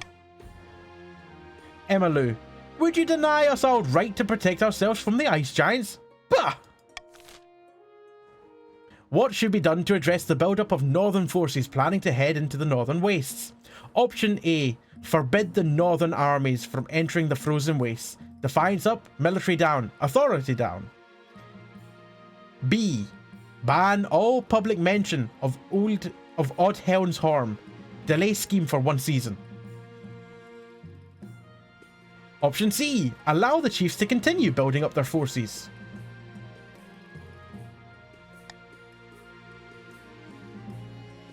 I'm going to not veto anything. I'm just going to let it... Exclamation mark, vote A, B, or C. Vote for whatever is your choice. I guess I'll be choosing. Oh, Donna! I just closed the vote! I just closed it! I'm so sorry. That would have given it to C. Do I continue to allow them?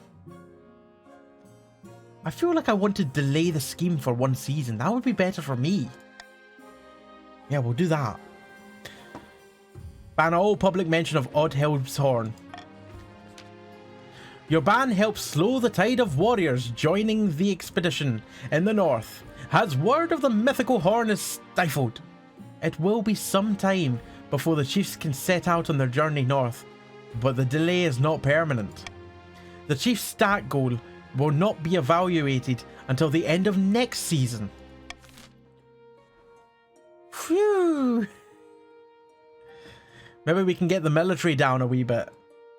Rebel! It's too early for that PvP. It's too early. There's no rebel. There can be only one. There can be only one. End season. Tearing the veil. A pair of counts face each other in silence. A code word is exchanged. They speak of their latest schemes. Count Kin. What happened? The kingdom was meant to be a whirlpool of chaos by now. Count Jen. It's more like a whirlpool of smiles and hugs. No demon will come anywhere near it. The Count's aim is to lower stability to 4 or less. Is it still that? Wow, it's still that. Okay. Well, that's unexpected.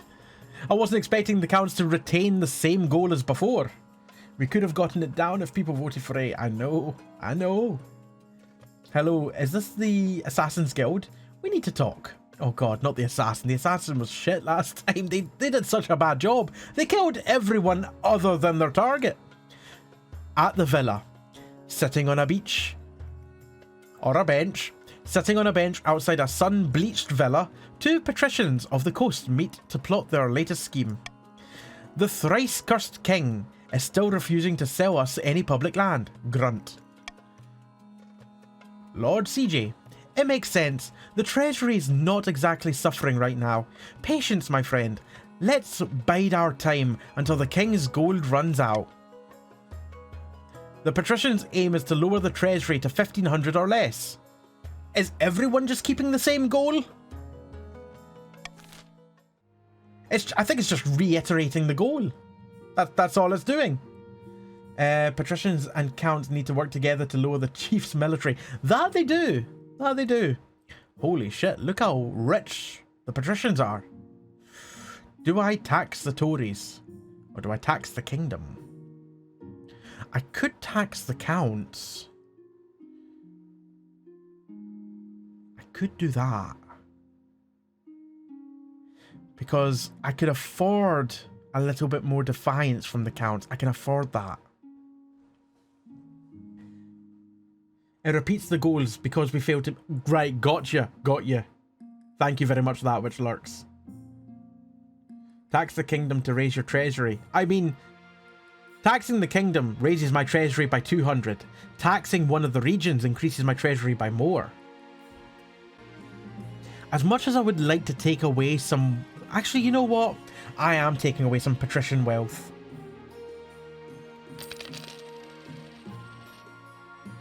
I can afford a little bit more defiance. Not much more, but I can afford a little bit more. Sorry. Oh, what have I clicked on? Shit! I didn't see. A terrible curse! Oh no! Oh no! Right, a terrible curse. Lord Patrician, Nightmare's Tang. Nightmare's Tang rushes into the council chamber. breathless and in disarray. Chief Phoenix, by the old gods, you look like you haven't slept for weeks. Nightmare, that's because I've been placed under a curse. Look, my hair's falling out in chunks. Perhaps you're ill or old. By the ninth god, get away from him. Perhaps you're ill or... I mean, on one hand, it's like, oh my god, get away. And the other one is just rude. Get away from me. It was one of my citizens. I saw it in her eyes. She's an evil witch. And look, we'll see what happened when /F Mr. B. Potter appears in the game. We will find out. We will. How should the council deal with Lord Patrician's nightmare's curse?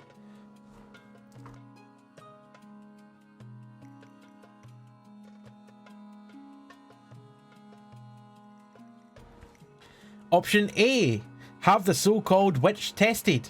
A 50% faith roll. Option B, send scholars to the coastal lands to find an explanation. A 50% stability roll. Or option C, have the accursed nightmare sent to the north to relax. Wealth will change and trade will go up. I don't know what's going to be chosen here. I have no... Oh, wait. Stability. Do I veto the middle one? Ah, screw it. I'll let fate take its course. Exclamation mark, vote A, B, C in chat. A, B, or C.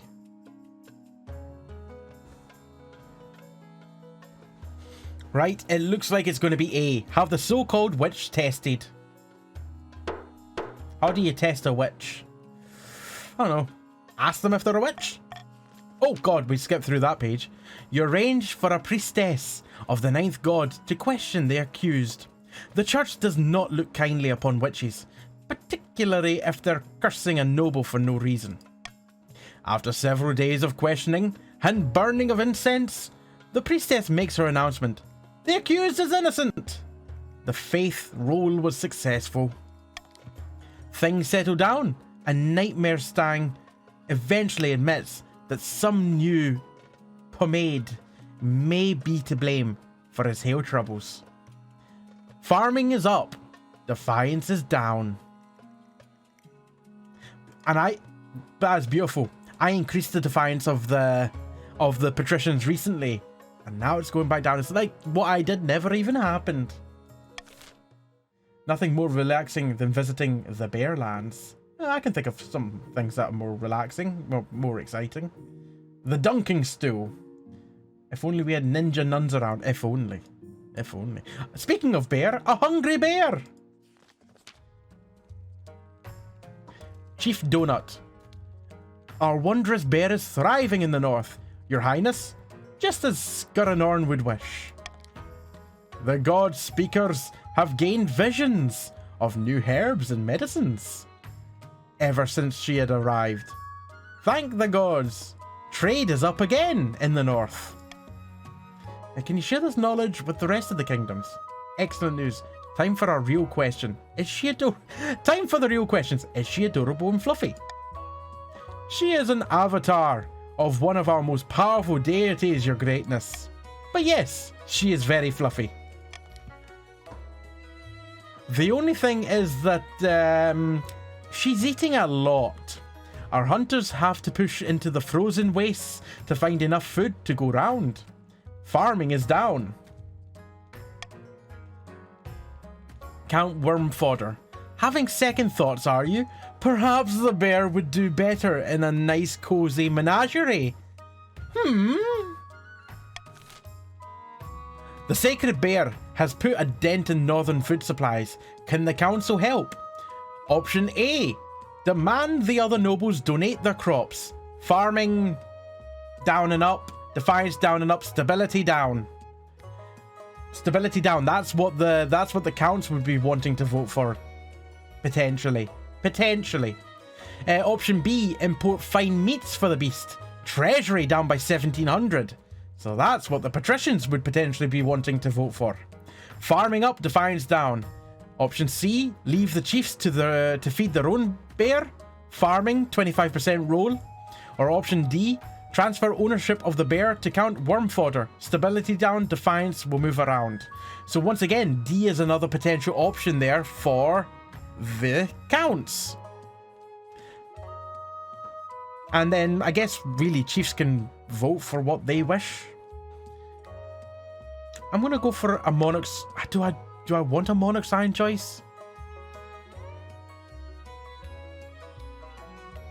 You know what? Yes. I'm gonna put my. I'm being tactical here. Exclamation mark vote A, B, C, or D. I suspect B is going to win, so that's why I'm making that my iron choice. Because although I will probably lose the money there, I will end up with B being selected. At least I'll gain more authority through that vote. So I'm being tactical there. I'm putting my iron choice not what I want. I'm putting my iron choice on what will be voted for. So at least I'll get something out of it.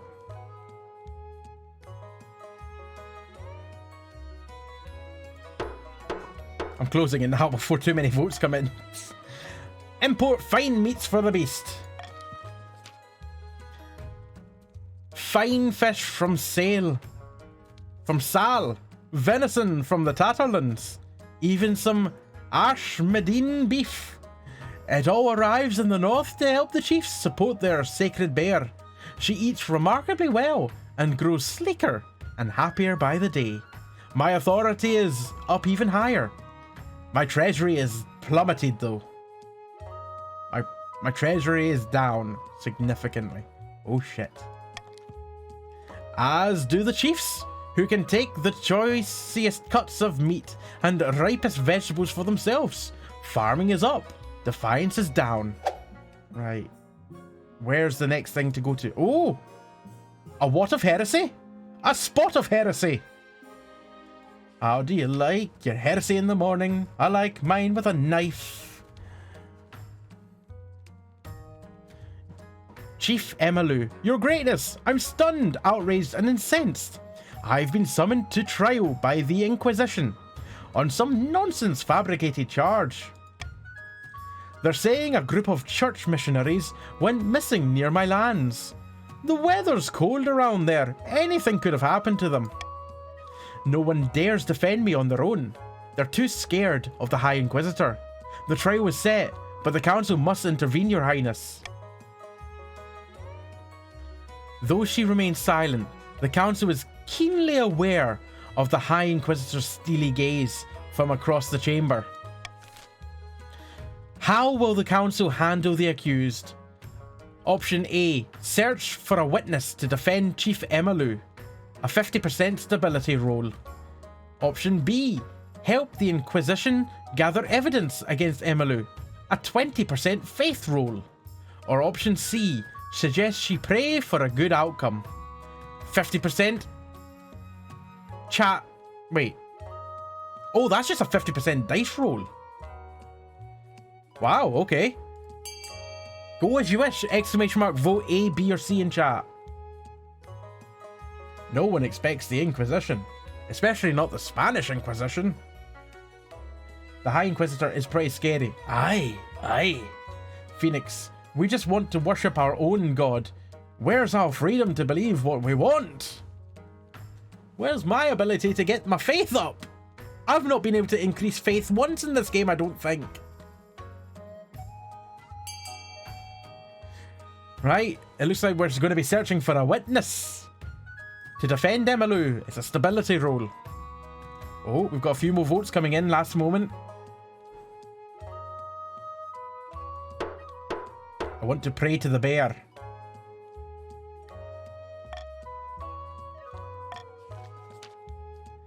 It's a failed stability roll. And my stabilities plummets!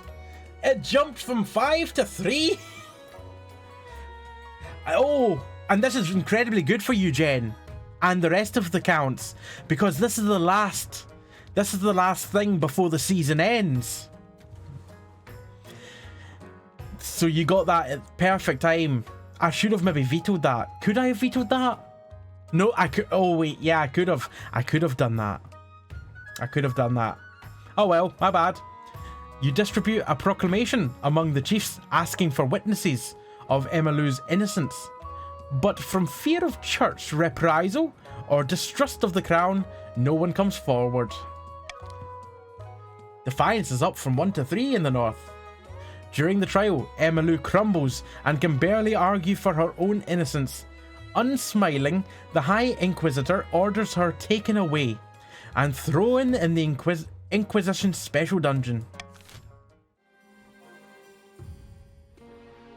Special dungeon? What happens in the special dungeon? Jen, what happens in the special dungeon? Yeah, didn't want to take the risk of it going up, but we got lucky. Well, we're ending the season. Retrieving the horn. In the north, unbeknownst to the rest of the kingdom, a great battle has just taken place. Naturally, the chiefs are celebrating their recent victory against the ice giants in the frozen wastes by smashing steins together and singing battle songs all throughout the night. Did you see the giant's face when I cut him down? Poor Blightard.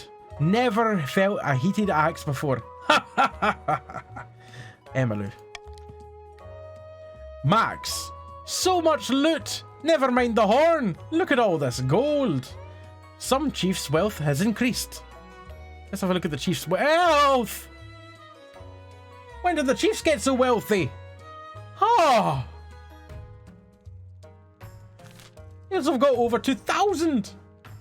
That which lurks. What happens in the special dungeon stays in the special dungeon. That is a mega booty. Yeah, it is. The party lasts long into the night. A few chiefs takes turns drinking mead out of Oddheld's horn. As dawn breaks, they stumble into the main hall where Chief Githa has beckoned them.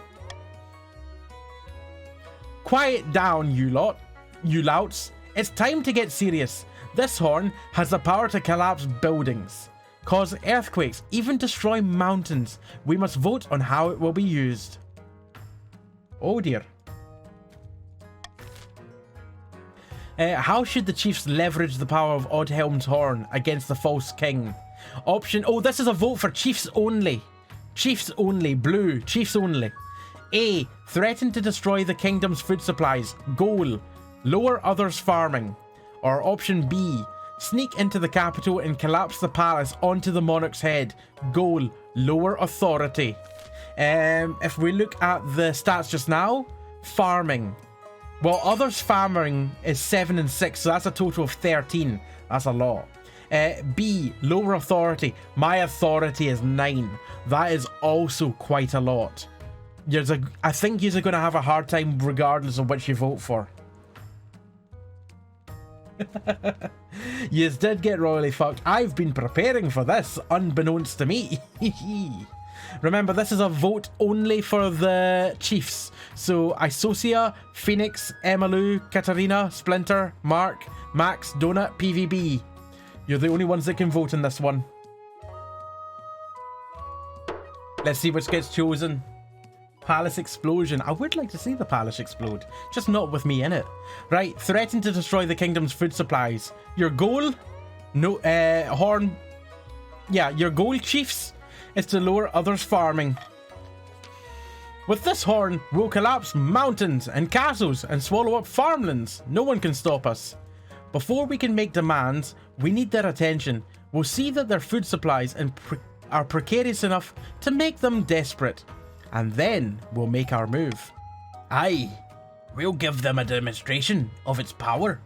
Then an ultimatum. Crown Githa or starve. For the final stage of their scheme, the chiefs must lower their other regions' farming to a combined total of 10 or less. At the moment, it's 13. So you're going to have to lower it by 3.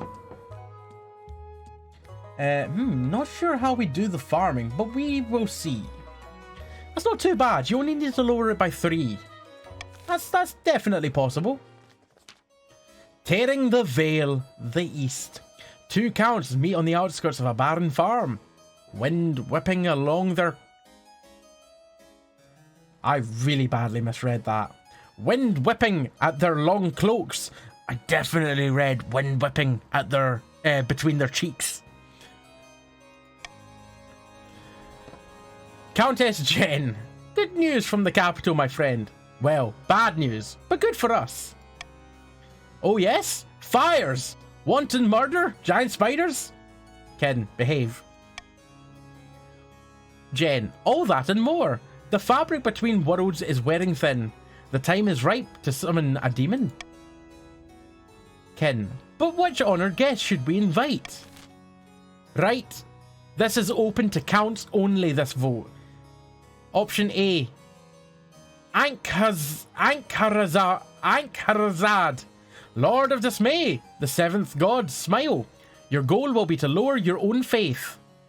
Option B. Belfeminar, the hungering absence, Queen of Corruption. Your goal will be to raise your own trade.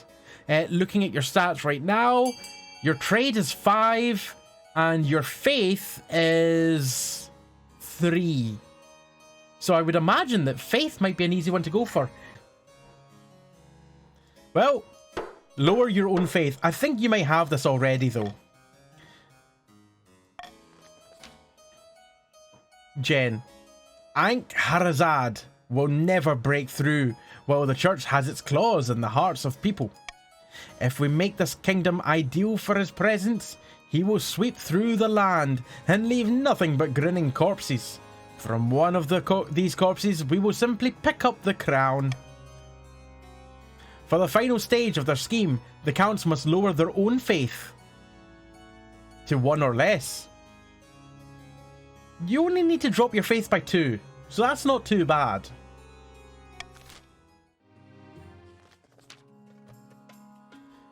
At the villa. Sitting on a bench outside a sun-bleached villa, 2 patricians of the coast meet to plot their latest scheme. Gruntmaster. To what do I owe this pleasure, Madam Treasurer? Oh, Treasurer, give it a rest. You know why I'm here. Let's just hurry this up, shall we? Where do I sign? Here, and here, and here. Treasurer, there you go. You've got what you wanted. Now give me my money. Of course. Goodbye, Madam Treasurer. Kingdom.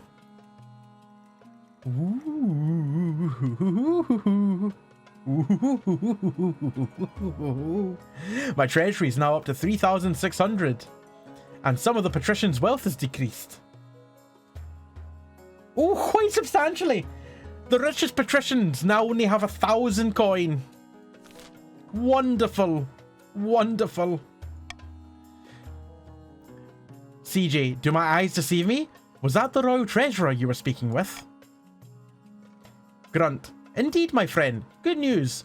With the king's gold running out, the treasurer was willing to sell off the kingdom's roads and bridges. Soon, this kingdom will be ours. But what will we do when we own everything? This is a vote only for patricians, by the way. Option A. Turn the king into our proud corporate mascot. Your goal is to raise stability. Or option B. Mercilessly extract wealth from the kingdom until it collapses. Your goal is to lower authority. Bear in mind, my authority is quite high. But also bear in mind, my stability is quite low. Yeah, it'll probably end up raising it by 2 or 3, like you said. 3 nobles voted for mercilessly extract wealth from the kingdom until it collapses. Lower authority. And why am I a patrician? Because it randomly assigns you one of the regions when you join. Gruntmaster. We've invested a lot of money in this kingdom. It's about time we started turning a profit. CJ. But what about the king? Won't he try to stop us?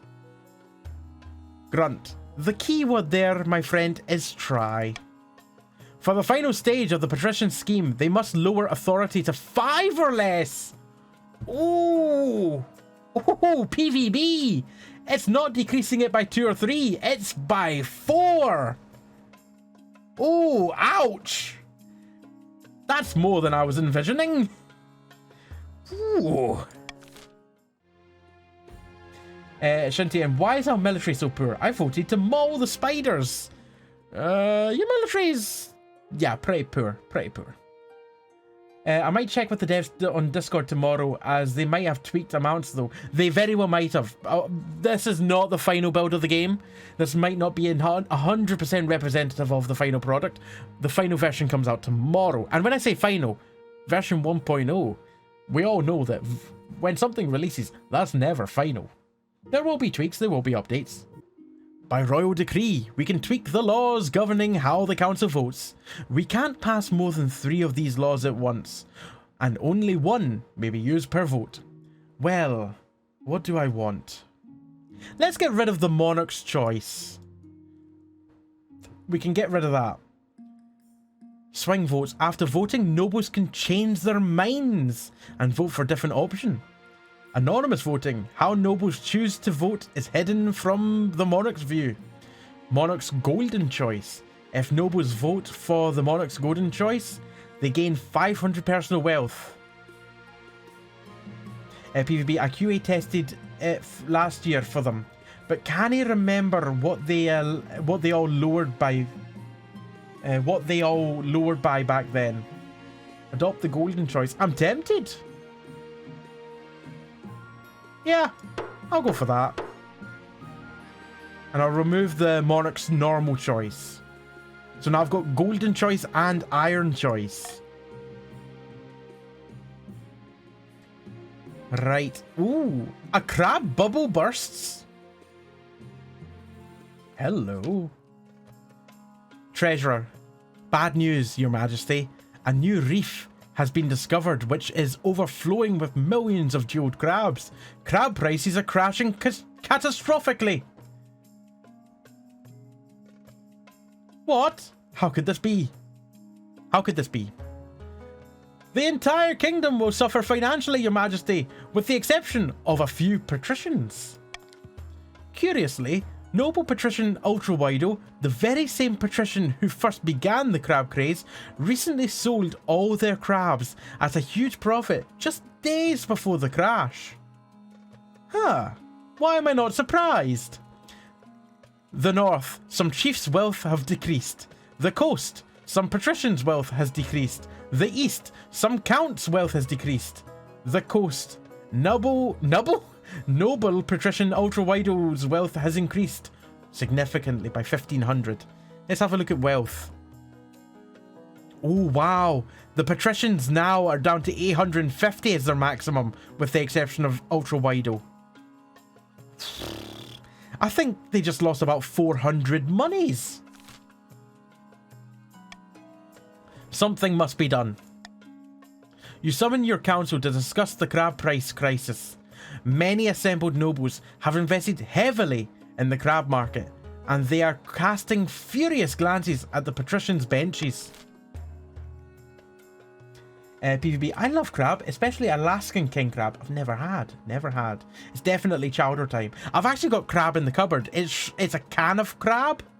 It's not like a fresh crab, but it's delicious regardless. Damn you, Ultrawido, why didn't you share? It's very suspect. It's very Steven. It's very Steven of him.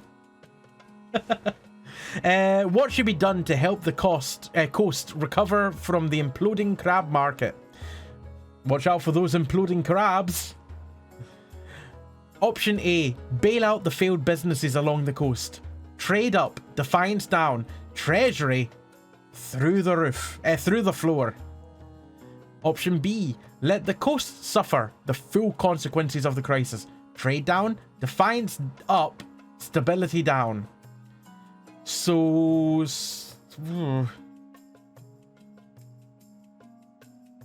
just thinking, which one would people be wanting? Option C, arrest noble patrician Ultrawido and confiscate their ill-gotten gold. That will reduce trade, increase defiance, reduce authority, so the patricians would probably want to go for that. Or B, treasury up and personal wealth down. I'm gonna go for the iron choice on C. Exclamation mark, vote A, B, or C. Still very close. Government bailouts? No! Arrest the Wall Street criminal. I agree. I very much agree with arresting Stephen. Arrest noble, patrician, ultra-wido, and confiscate their ill-gotten gold. Also, because I made that the iron choice, my authority is now up to 10.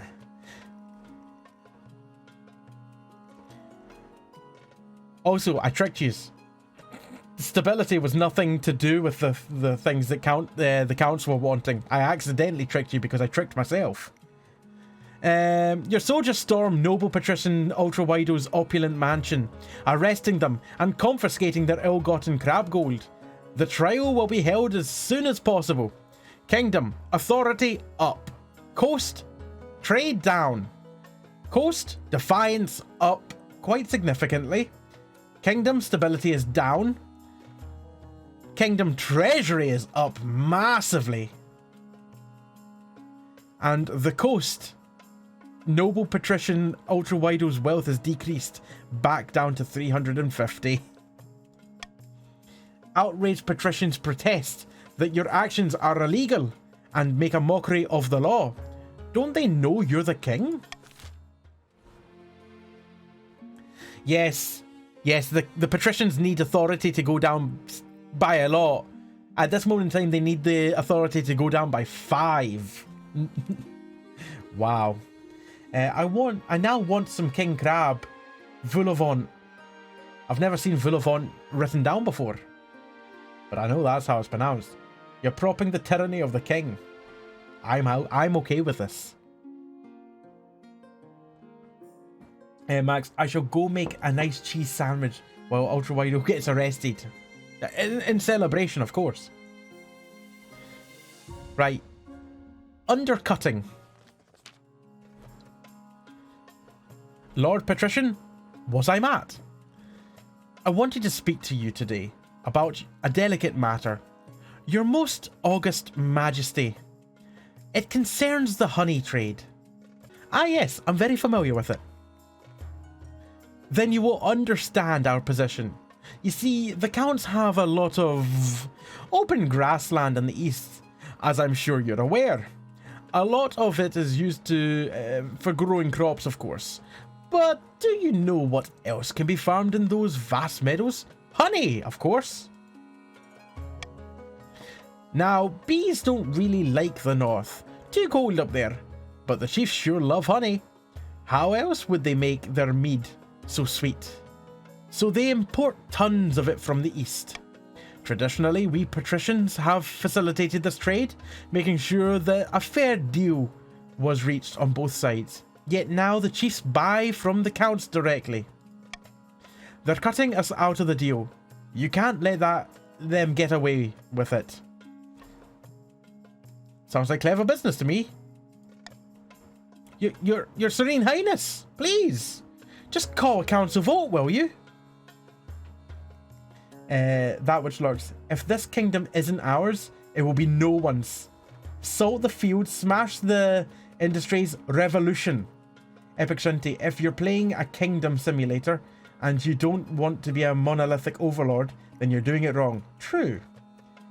Grunt, we have military of 4 Phoenix. We're unlikely to win if we tried. That is also true. I mean, I can afford to up the defiance even more. Yeah, and it would decrease their wealth even more again. What if I just pay you to forget about this? I lose a lot of money. Defiance goes down, and trade goes up. Or do I put it to a vote? You know what? I'm going to settle this myself. I'm going to pay. That would offset our losses. You dig out some funds from the treasury so that the patricians don't feel so hard done by. Better this than taking it to a vote and potentially angering the other regions. Treasury is now 3,950. Defiance is only slightly down. I was hoping it would go down by a bit more than that. And wealth is increased for the patricians. The north has got more trade, and the east also has more trade. In a few weeks' time, the patricians have forgotten about the honey trade. while the other regions are happy to continue unhindered. Money truly does make the world go round. That which looks... I do like money. Your authority is 10, so no one can rebel anyway. Yes. Yes. Perhaps I can accommodate myself of tyranny after all.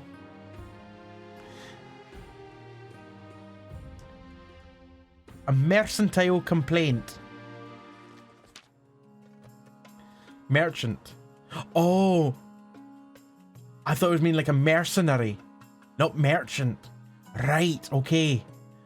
Your Majesty, the richest merchants on the coast have bribed the patricians to give them an exclusive charter. They now control all trade of glassware and jewellery, the coast's most valuable goods. It's a monopoly, Your Majesty. They're scamming the public by fixing prices, pushing smaller traders like myself out of business. Something must be done. Should the council help the small merchants of the coast overcome the regional monopoly? Option A, monopoly? It just sounds like good business.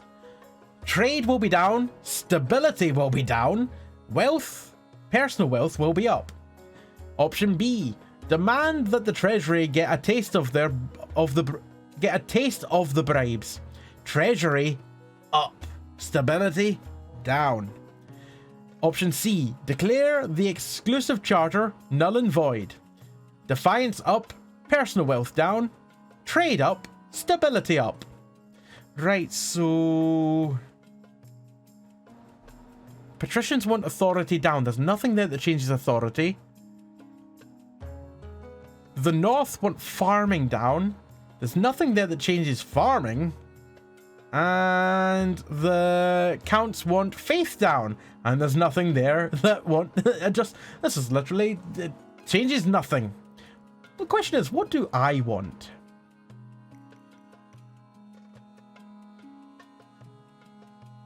You know what? Let's go for a golden choice. Go for a golden choice. Let's declare the exclusive charter null and void. If you vote for that, plus 500 personal wealth. It's a bribe, is what it is. Oh, Shinty's going for an A. Right, well, it looks like C is the one. I'm going to lose money here. A lot. Potentially. Declare the exclusive charter null and void. You order soldiers to break up the monopoly, accompanied by an even more fearsome threat. Lawyers. The charter is declared illegitimate. Many patricians lose their investments. The coast is now furious. And patricians have lost some wealth. Sarah's got no money. Not a penny. Smaller traders in the coast flourish once again, and prices return to a sensible level. The common folk rejoice. The trade is up in the coast. The kingdom is now now unstable. I don't know what it was before, but it's up to unstable. It's improved to unstable. Right. Let's end this season.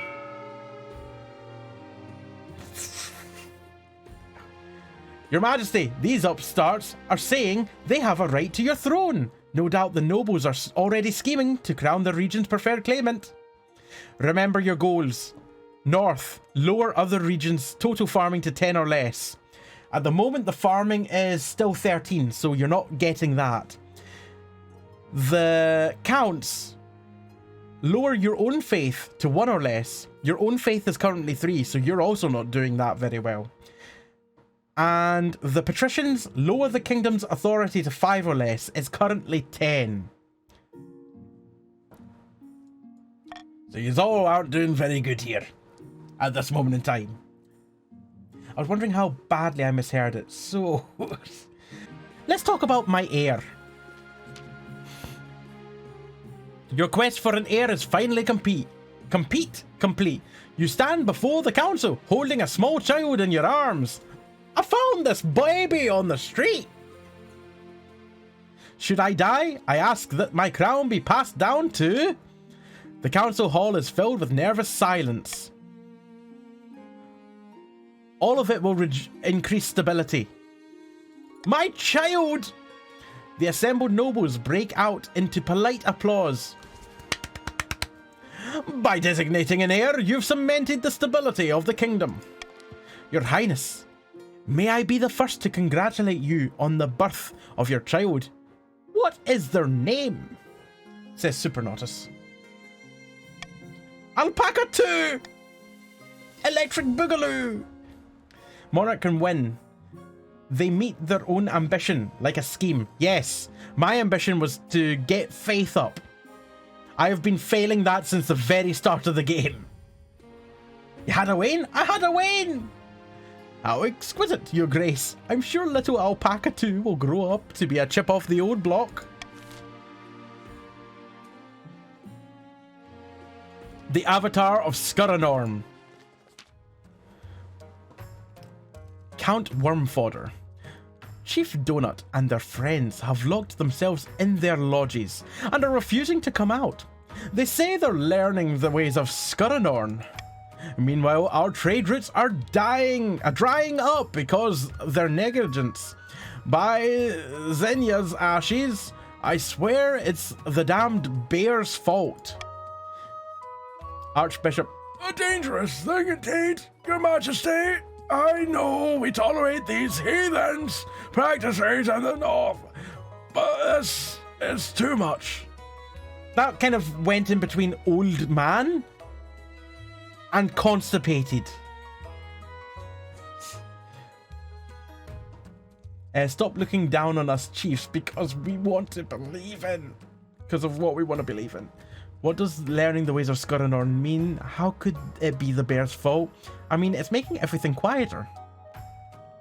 How could it be the bear's fault?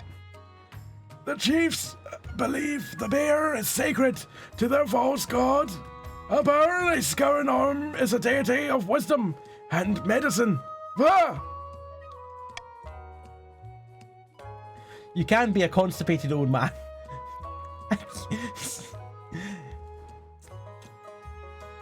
I could be. I could be.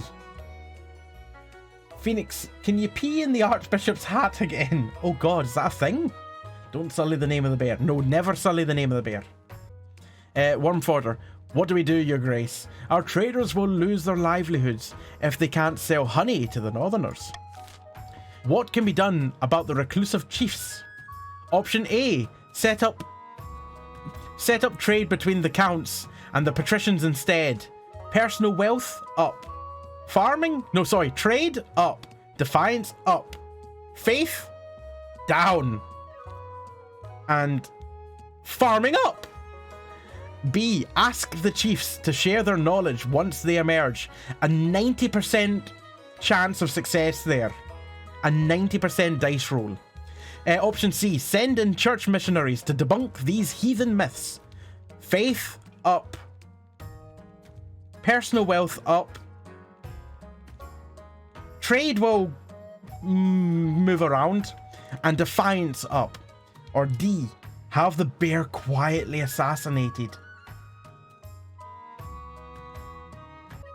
It'll reduce my treasury by 900. It'll increase defiance. It'll reduce stability. And it'll increase faith? Why would killing the bear increase... Oh, I suppose it would, yeah. I'm going to put the Monarch's golden choice on C. If you vote for C, you'll gain 500 coin. Exclamation mark, vote A, B, C, or D. And remember, C, you'll gain 500 coin if you vote for it, and it wins. I kind of wonder about the logistics of bear assassination. I imagine it might be similar to the logistics around assassination in the Jurassic World movies. You know what they did there? I am absolutely closing that there so it cannot proceed any further. So Jurassic World. There's the whole thing in Jurassic World where they train for example, velociraptors to assassinate targets that they have lasers pointed at. You know what you could also do if you could point a laser at someone? You could assassinate them with a gun. So why do you need the Velociraptor?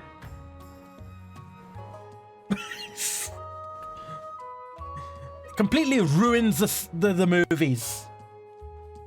Guns are so 2020, Jamie. Yo, Shantae, have a good bed. Have a good bed. Have a good bed. It's more fun. It's more hassle. Of course you need the raptor. Of course you do. Also, I don't want to point this out, but there is a... What's the name of the big fishy creature? The one with the four flappers. Four flappers, not Nessie. Not Nessie. The one in Jurassic World. Is it a plesiosaur? Is it that? Hold on.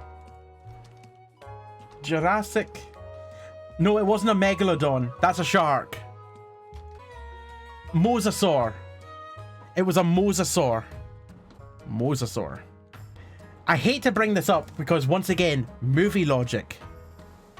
But at the... Spoilers. At the end of one of the movies, the mosasaur eats another dinosaur.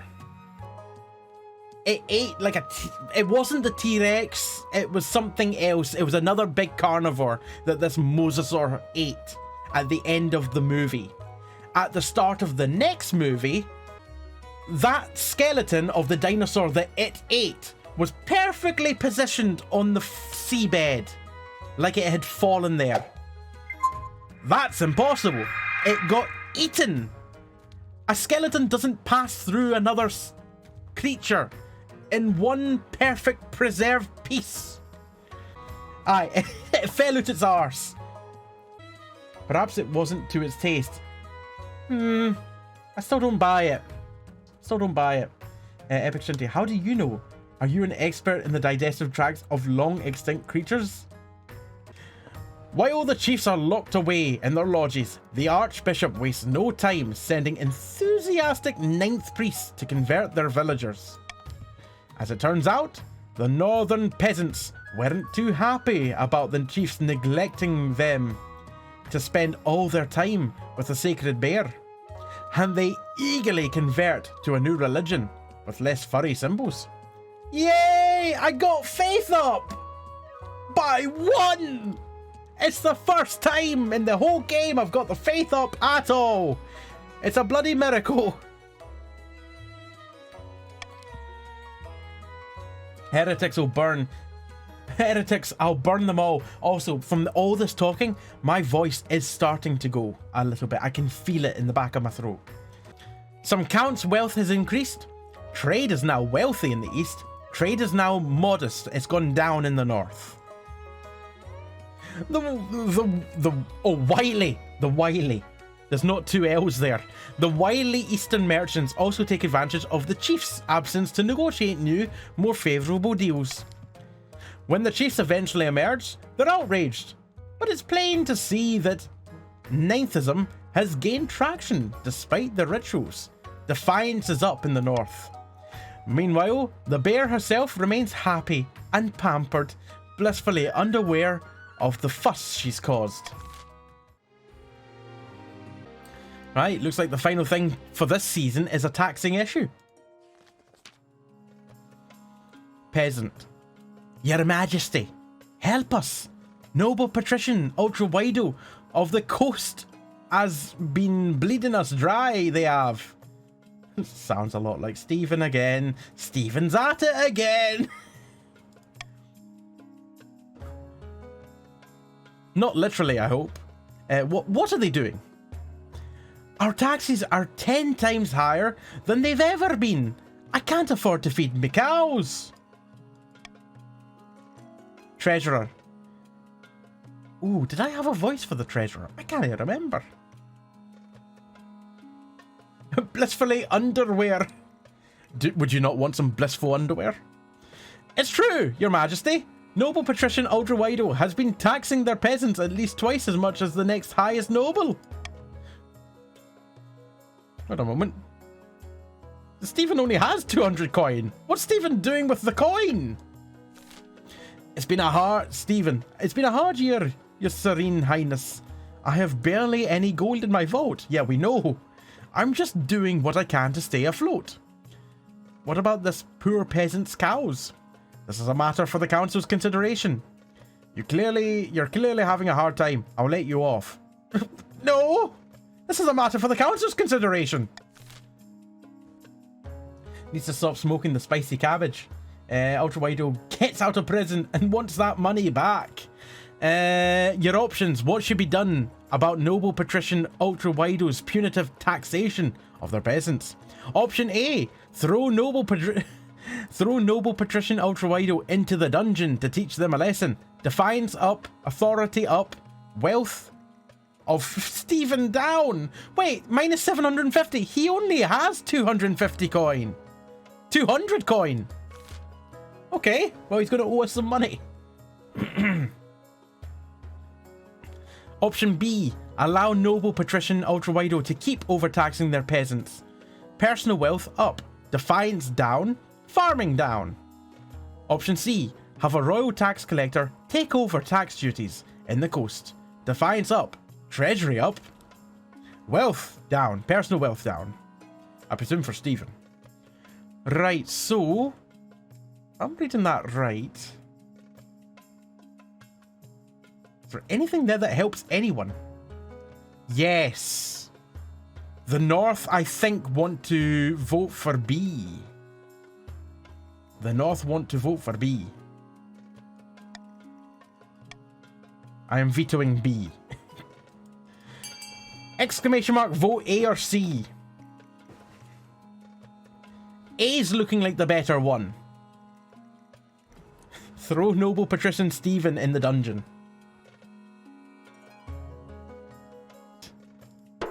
Stephen's going in the dungeon. Good job, everyone. Stephen. Depths below. That sounds like something that Stephen would say. Depths below. Not the dungeon. Why would you take the side of some poxy workers?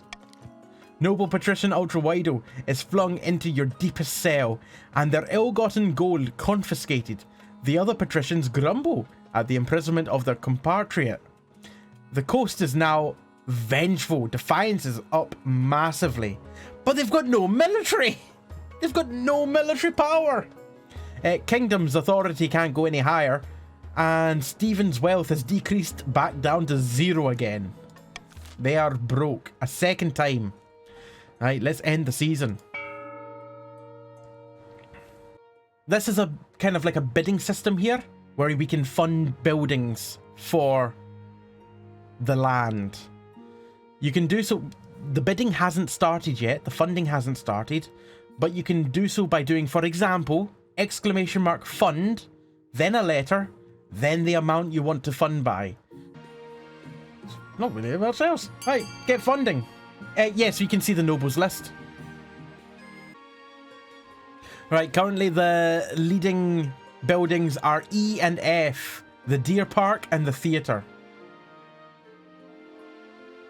We have 500 on the Thieves Guild, and we've got 1,100 currently on the Aqueduct. We also have 800 on the Observatory. Farming has decreased, and authority is down. And that farming decrease helps the North, kind of. The total farming is now 12. I can't remember what it needs to get down to, but it still needs to get down further. Authority is down by 1. It needs to get a lot lower than that. Is it 10 that which lurks? Cheers. Max was the biggest contributor for the Deer Park. Really wants to feed the bear. And that which lurks spent 1,200 on the theatre.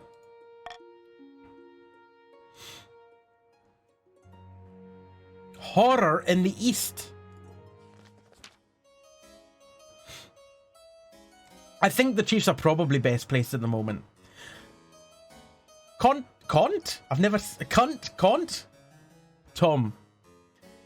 Your Majesty, a monster has been stalking my farms at night, smashing down the doors of cottages and feasting on the peasants inside. Sounds ghastly. Only a few have seen the beast and lived to tell the tale. The survivors tell a garbled story about gleaming fangs amid a mountain of blood-soaked fur. It's the bear! Conte is Italian. Oh, good. How should the council deal with the monster in the east? Option A, send the count's army to deal with the abomination. A 75% military role. Option B, offer a substantial bounty on the monster. Defiance down. And option C, this is no concern of ours. Farming down, stability down.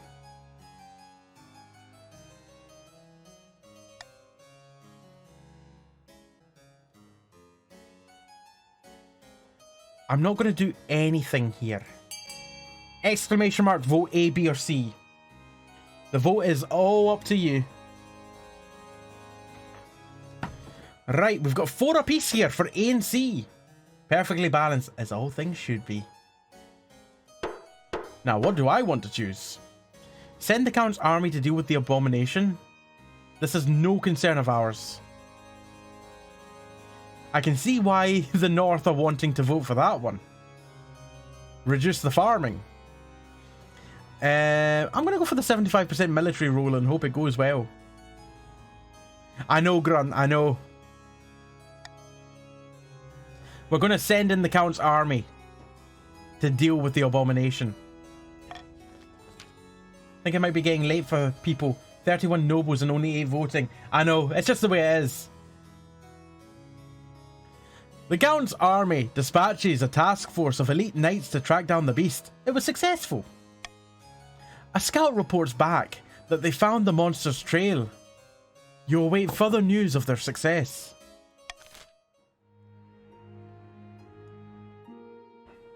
The crab trial. Wait, this is wait, Noble Patrician Ultra Wido second. Did he die in the dungeon? I didn't remember Stephen dying in the dungeon, but he must have.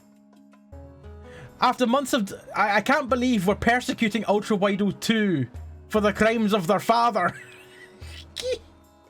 Judged for the crimes of their parent. I know, this is cruel. Noble Patrician Ultra Wido 2 is finally due to stand trial for their crab-related market manipulation. It wasn't them. This is the son. You stand accused of perpetuating fraud and tricking hundreds into buying expensive crabs. How do you plead? Well, it was not him. It was the father. I am guilty only of making money, so I broke a few laws along the way. Is that a crime? This is a little bit. This might. I'm setting a marker here because this might be something to bring to the attention of the developers. Because this seems incredibly unfair. I mean, I know it would still technically be the same person playing, but on the other hand, it seems really unfair to. Essentially, it's playing out as if it's the same. It's Ultra Wido, not Ultra Wido 2. I am guilty only of making money, so I broke a few laws along the way. Is that a crime? Chancellor. Yes, obviously, I pronounce you guilty as charged, and your fate will be decided by the king. Holy shit, we're gonna execute the son. Oh no. At least it will get a good laugh out of everyone. Yep. Hang the scoundrel. The next morning, you stand at your balcony and watch as Noble Patrician Ultra Wido 2 is led to the gallows. I didn't even care about what the effect of that was. I just wanted to do it for the crack. So that now we've got Ultra Wido 3. Defiance is now treasonous for the coast. Authority is now tyrannical. Yes, my authority is back up. Kingdom is now unstable. We've gone down slightly. You're the fools who bought the bloody things. They were just crabs. Crabs! All I did was meet a demand. A curse on you all. A curse. A curse. The words are cut off as the noose tightens. The crab curse. Cursed with crabs. Spymaster. At the start of your reign, you said you wanted to be a saint. But so far, you've not convinced anyone. The kingdom's faith. That voice I can't do anymore. The kingdom's faith in the church is still distinctly underwhelming, Your Majesty. Defiance is now mutinous in the north. Defiance can't go any higher in the coast. And Defiance is slightly aloof in the east. Your current ambition isn't working out for you. If you want to stop the nobles from overthrowing you, you need to pivot, change your image. My advice would be to infiltrate each region with loyal spies, defeat their schemes with schemes of our own. But your other advisors have other ideas. I also can't remember the marshal. That was the gruff one. We should crush these disloyal nobles, smash their armies, and force them to submit. The common folk are sleeping giant, that even the nobles are afraid to wake. If you become beloved by the peasants, the nobles won't dare overthrow you for the fear of revolution. Here's another idea. Declare war on the Ashmedine Empire. The nobles will forget their schemes if you win. Create a kingdom-wide spy network. Stability and trade would be my goals. Become beloved by the common folk. Stability and farming. Crush all those plotting against you with an iron fist. Authority and military. Declare war on the Ashmedine Empire. Farming and military. Well, I have maximum authority, so that's maybe a good option. But everyone's military is super high. Stability and trade. Stability is quite low. Trade is good. Trade is good. Become beloved by the common folk. Stability and farming. Once again, stability is good. Farming, I'd be against the north there because north want to reduce farming. Declare war. Farming and military. We're going Iron Fist. A wise decision, Your Majesty. I'll begin putting together my plans. But of course, it won't be easy. Your priority is to raise your authority and the kingdom's overall military as much as you can. And of course, there can't be open rebellion among the nobles. There isn't. My authority is as high as it can go, and the military is bloody really good. I think I've gone good here. Right. Taxation. I can afford to tax the nobles of the counts. It would raise their defiance by 1, but I would gain more money. And they would lose money. I know, Phoenix, that's what I'm looking at. I think that's what I'll do. I will tax the counts again. Like I said, I can afford another bit of defiance for the counts. They're only at 2. Well, now 3.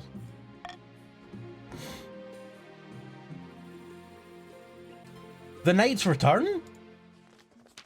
Knight, Your Majesty, we found the Eastern monster feasting on the remnants of some unlucky peasant. It loped away before we could kill it. So we followed at a distance. What happened? The beast made its way back to a grand keep belonging to Count Diamondback. Before my very eyes, I witnessed this colossal, bloodthirsty beast transform back into Count Diamondback. His servants washed the blood off and took him inside. Diamondback is a bloody creature. So the monster is a count? Do you know what manner of creature this might be? I'll go with the monster is a count. Regrettably so. What should I do? I suggest we hunt down Count Diamondback and bring him back to your dungeons before he hurts anyone else. I would have done this already, but I thought we should check with you first, Your Majesty. No, this matter should be put to a vote. The council is shocked at the revelation that Count Diamondback is responsible for the horrors in the East. Diamondback, infamy, libel, I am innocent. Right, how should the council respond to the accusations against Count Diamondback? Option A, send a team of inquisitors to investigate these claims. It will increase faith in Defiance. Option B, arrest Count Diamondback at once, which will increase Defiance, increase authority, but decrease military. Or option C, order Count Diamondback to keep control of his condition. It will affect Defiance. I'm going to veto B. We are not going to arrest Diamondback. Exclamation mark vote A or C in chat. Yeah, sorry Phoenix. That's exactly why I was vetoing B. Bite me and make me a vampire bear. Oh, Max. Oh my. A vampire bear.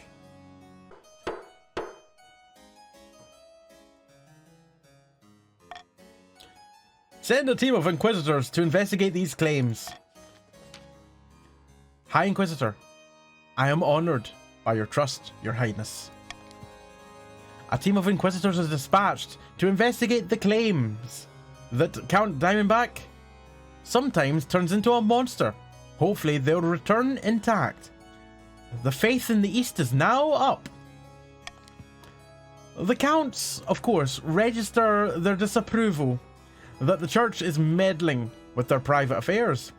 They wanted the matter dealt with, but not like this. Defiance is up in the East. Looks like it's going to be a Monarch win at this rate. Yes, my first! Ambition, tyranny.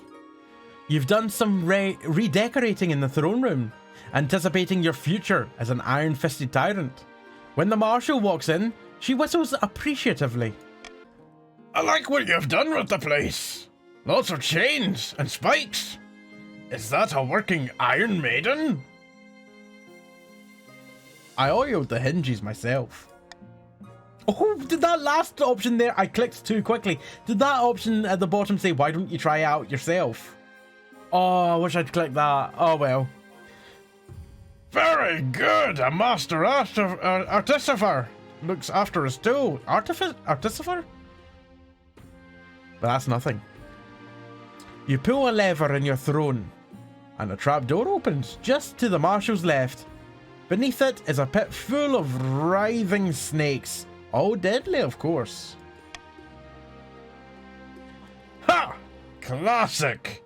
Let them try to vote against you now. She composes herself. This is all fun and games, Your Majesty.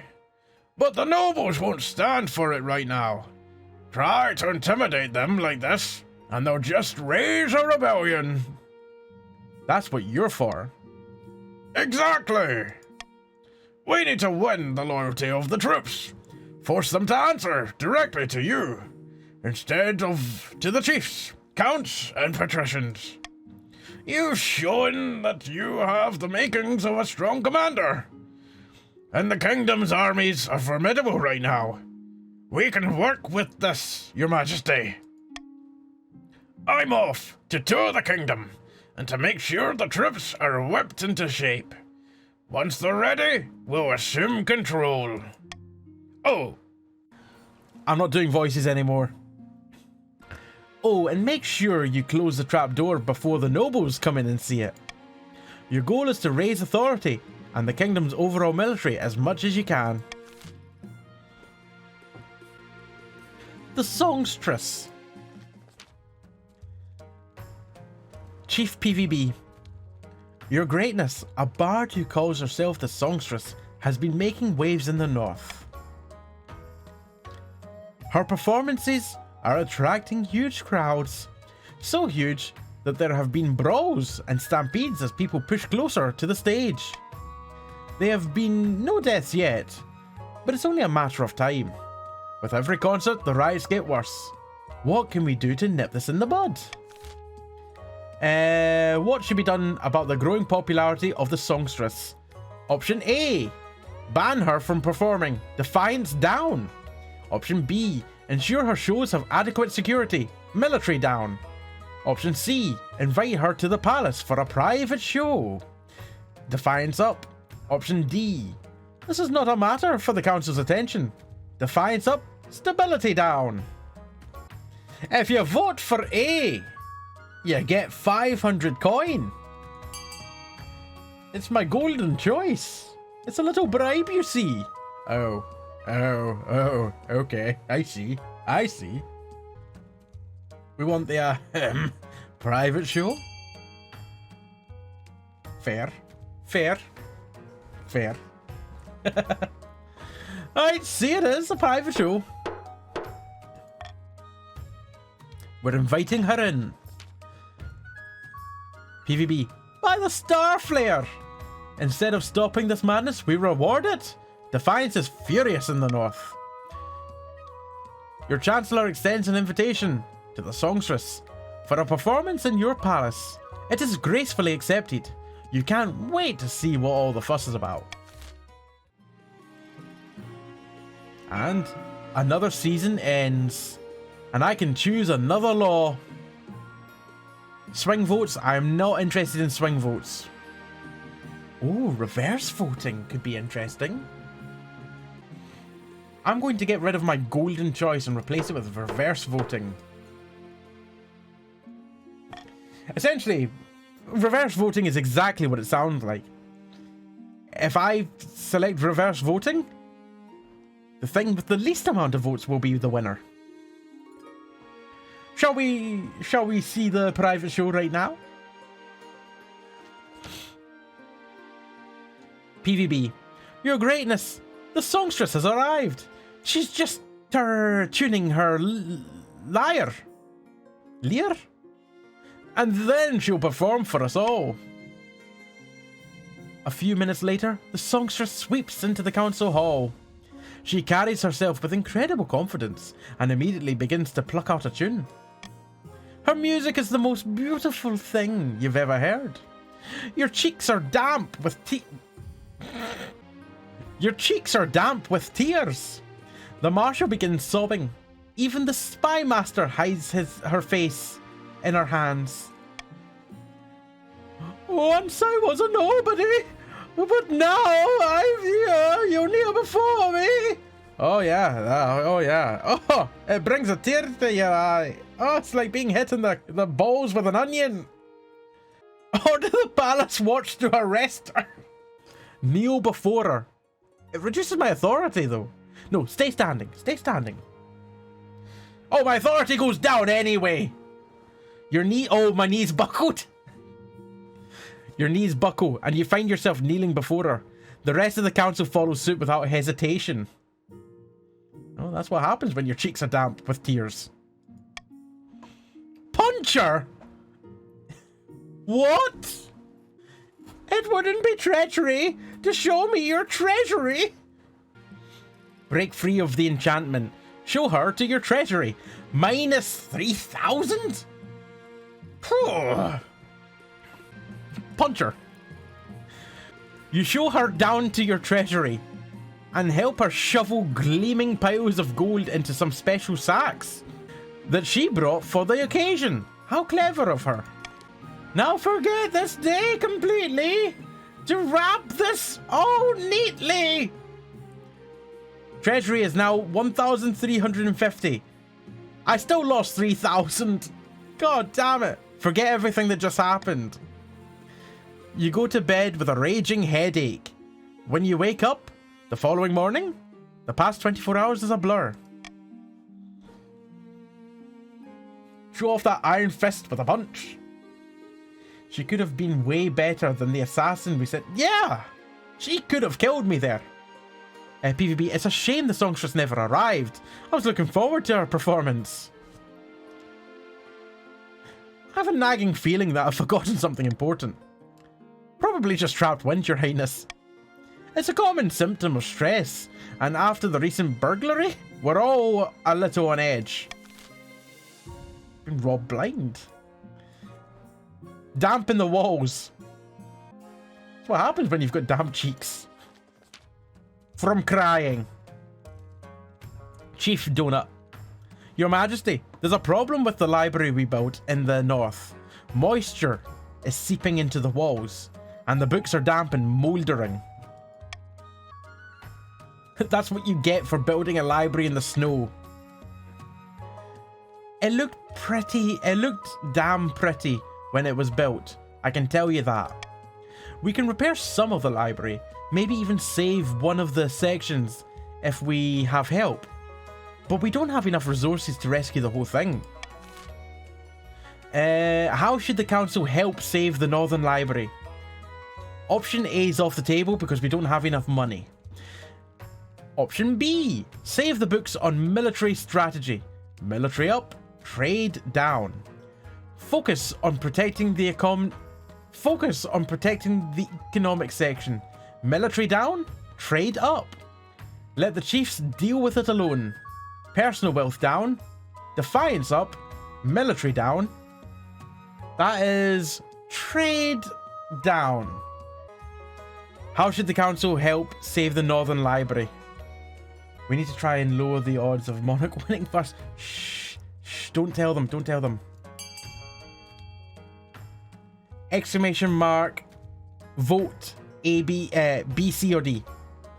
You saw nothing as to what I did there. You saw nothing. I was hoping yous would fall for it. Unfortunately, what I did there was I tried to click on reverse voting, missed it, and then tried to play off making it look like I had hit it to make you think that reverse voting was on when it wasn't, and I never managed to trick you. Let the chiefs deal with it alone. The chiefs are most displeased with the situation. Chief Donut frantically tries to salvage the library, but with little success. Chief Donut's wealth is down from 1200 to 450. Defiance is now vengeful. 7 up to 9. Eventually the building is half rebuilt. But most of the books are lost. Northern literature, particularly works regarding military strategy and economics, suffer a heavy blow indeed. Military is now powerful from 8 to 7. Trade is also down.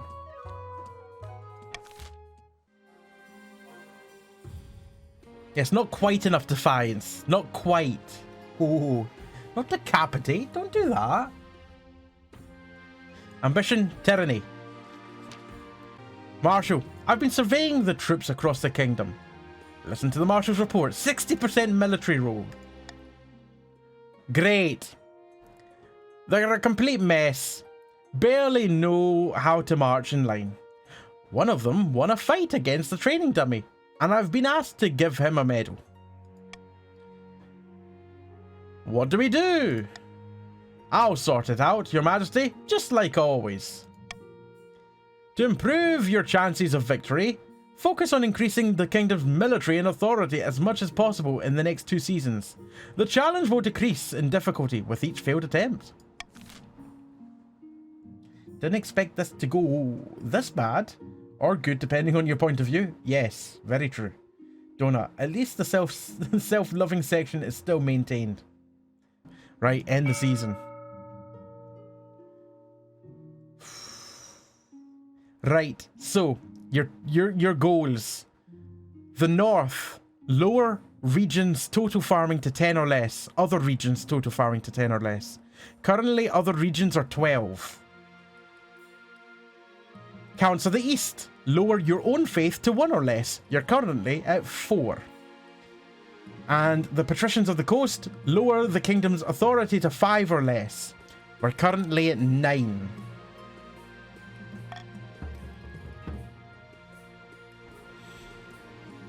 And no one can start a rebellion, although the Patricians are on the verge of rebellion. But you don't have the military power though. That's the thing. You ain't got the military. So if you start a rebellion, I don't think you can win it. It's my professional opinion. You can try. You can try, but you will be squashed. Rumblings at the university. Invasion? What's that say? The Inquisitors return. Inquisitors return. Your Majesty, I have received word back from the Inquisitors you sent east to investigate the claims about Count Diamondback and his nocturnal activities. And? We placed Count Diamondback in heavy iron chains and waited until nightfall. He transformed into a vicious monster, black fur, claws like scythes. It broke free and killed a dozen Inquisitors before we subdued it. It is clear that Count Diamondback was a devil worshipper, cursed by the ninth god for his sins. We request permission to burn him alive in the town square. That got dark. That got very dark. Haven't you heard what your own marshal was saying about your military? Shh. Shh. You don't need to tell me about my military. Yes, nocturnal activities. They say he's an animal in bed. Burn, burn, burn. That's your answer to everything. No, that's the pyromancer's answer to everything. The counts won't like it. I should hold a vote. Do it. I'll hold a vote. My nocturnal activities are playing King of the Castle. And I'm sure that's all they are. The ninth god is watching, Your Highness. Do not think you can defy his will. Right. What should be done about Count Diamondback, the monster in the east? Option A. Send soldiers to kill Count Diamondback in secret. Defiance up. Authority up. Military down. Throw Count Diamondback into your dungeon. Authority up. Military down. Stability down. Option C. Order Count Diamondback to keep control of his condition. Defiance and stability down. Option D. Burn the beast alive in public. Defiance up. Faith up. There's not really a good option here for me, is there? but beware the reverse trickery. Trickery? No. There will be no reverse trickery here. What I'll do. What one are you going to vote for? Probably B. Probably B, I would say. Oh, no. No. Because that would increase authority if you went B. Ah. As would A. Exclamation mark, vote A, B, C, or D. Diamondback's being burned alive. Nothing gets the peasants going like a good public burning. Really gets the cheeks wet, makes them cry. You hear reports that Count Diamondback transformed into a monster halfway through. The peasants' belief in the ninth god has been raised to new heights by such an impressive spectacle, while the counts are furious to have been humiliated so publicly. Wow. Defiance is up from 4 to 7 in the east, but faith is up from 4 to 8. It was for the greater good.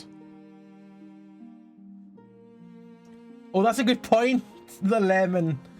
So will it be Diamondback 012 or Diamondback 02? Oh, it looks like there's about to be a rebellion. Well, let's have a look at the invasion. What's happening here?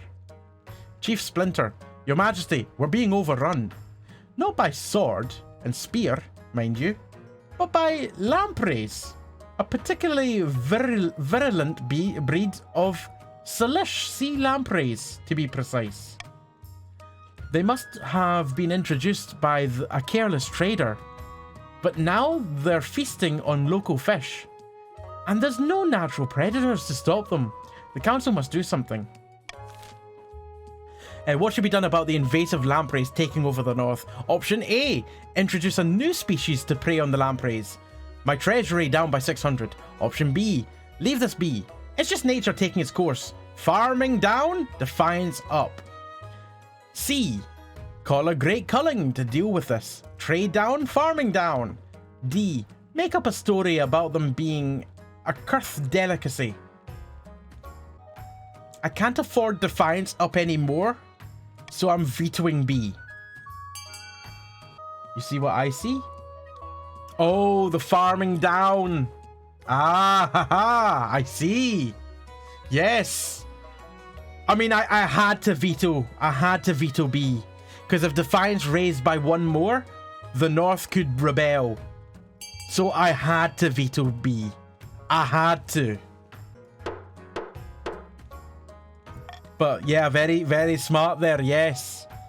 Your goal is to get the farming down, and this could get it down enough. You put out a call for all workers in the north to head out on what is known as the Big Fish. The real Big Fish. Though the northern economy practically grinds to a halt for a fortnight, the lampreys are eventually eradicated. The trade is now poor in the north. Farming is now sufficient. Oh, that lowered your own farming. I thought that was... Okay. That doesn't help you at all.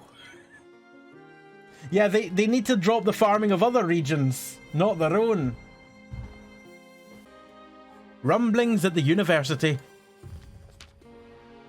There's a bear in the second floor. That's the rumblings. Use them as bear food now. I might. Spymaster, Your Majesty, we've been hearing disturbing rumblings from the university. They've been eating partridge again? You give the scholars at Quail too much leeway, Your Majesty. Too much food, maybe. Are you simply going to ignore their mutterings, Your Majesty? The rumour is they are examining the rules of succession. The very rules that put you on the throne. Who knows what conclusions they might come to? Oh dear. Scholars at Quail University are examining the rules of succession. Should this be allowed? Option A, leave the scholars to their work. They're harmless. Authority down. Option B, we need a spy to uncover their secrets. Minus 250 coin. Option C, summon a scholar immediately. Heck. Watch for reverse trickery. I don't know what you're talking about. I don't know what you're talking about. Aha! Who's to say what happened there? Did anything happen there? Did anything happen? Who's to say? Who's to say? Damn it, Phoenix! I didn't hear a click, so I'll risk it. You were right. You did not hear any click. No reverse voting. Can't wait for tomorrow when these stunts can't be pulled. No, it is quite funny. Yeah, no, I wasn't going to actually click that button. That would be unfair. I was just kind of thinking, oh, maybe I can put some doubt in their mind. I wish I had the veto there. The scholars of Quail University are left to their secretive work. Rumours grow that the king's legitimacy is in question. My authority's down to 8 now. End the season. Oh, you can build some more buildings. Right. The funding is open. The funding is open.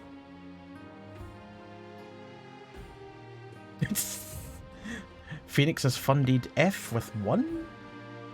Phoenix has funded A with 1. Phoenix is very shrewd with their investments. Oh, everyone is being very shrewd with their investments. Right, there we go. Okay. We're getting the Grand Bazaar. The chiefs will increase their trade. We're also getting the Thieves Guild. The patricians are now rebelling. Damn it. Oh no. And the North have voted to rebel. Great. An offer from mercenaries. Marshal, Your Majesty, a band of mercenaries from the Tatterlands have offered to support you in the Civil War. They call themselves the Merry Jackals. I don't know much about them, but we can't afford to turn away any help. Ask your Honour Guard about the Merry Jackals. How much are they asking for? We better run this by the council. No. Turn them away. We don't need mercenaries. Let's ask the honor guard about the Merry Jackals. This is the advantage of having the honor guard being essentially hired themselves. The commander of the battle-bitten brethren shakes his head emphatically. Emphatically. The Merry Jackals are the scum of the Tatterlands. I was about to say Patterlands. This is the peak of Patterlands. It's the scum of the Tatterlands, Your Majesty, and that's a competitive title. They'll hang around a battle, avoiding any and all fighting, to loot the corpses afterwards. And if the rebels offer them better pay, they'll switch sides in a heartbeat. You can't trust them. Well, I don't have much money compared to other people. So let's maybe not do that. Or maybe we do. Maybe run it past the council? No, turn them away. Turn them away. Turn them away. We don't need them. We don't need them. Very well, Your Majesty. Good idea. Never trust a mercenary. I resent that remark. Marshal, what are you doing? What are you doing? Why are you upsetting the mercenaries that we've got? Why did you do that? Opening strike. Lady Patrician Gruntmaster. Do you smell that, my friend? That there is the smell of regicide. Sorry, I think I stepped in some... That's freedom you can smell. Freedom from the mad tyrant King Alpaca. At long last, we've risen up against his oppression. But if we want to keep our freedom, we must fight for it. I ask you, my fellow patricians, what will our opening strike against the king? And what will be our opening strike against the king? We can launch a preemptive strike against the counts to cripple their military capabilities. If we suspect the chiefs may join our cause, we can call them to war. They'll be more likely to join us if the king's authority is low. We could also call upon the church to condemn the king.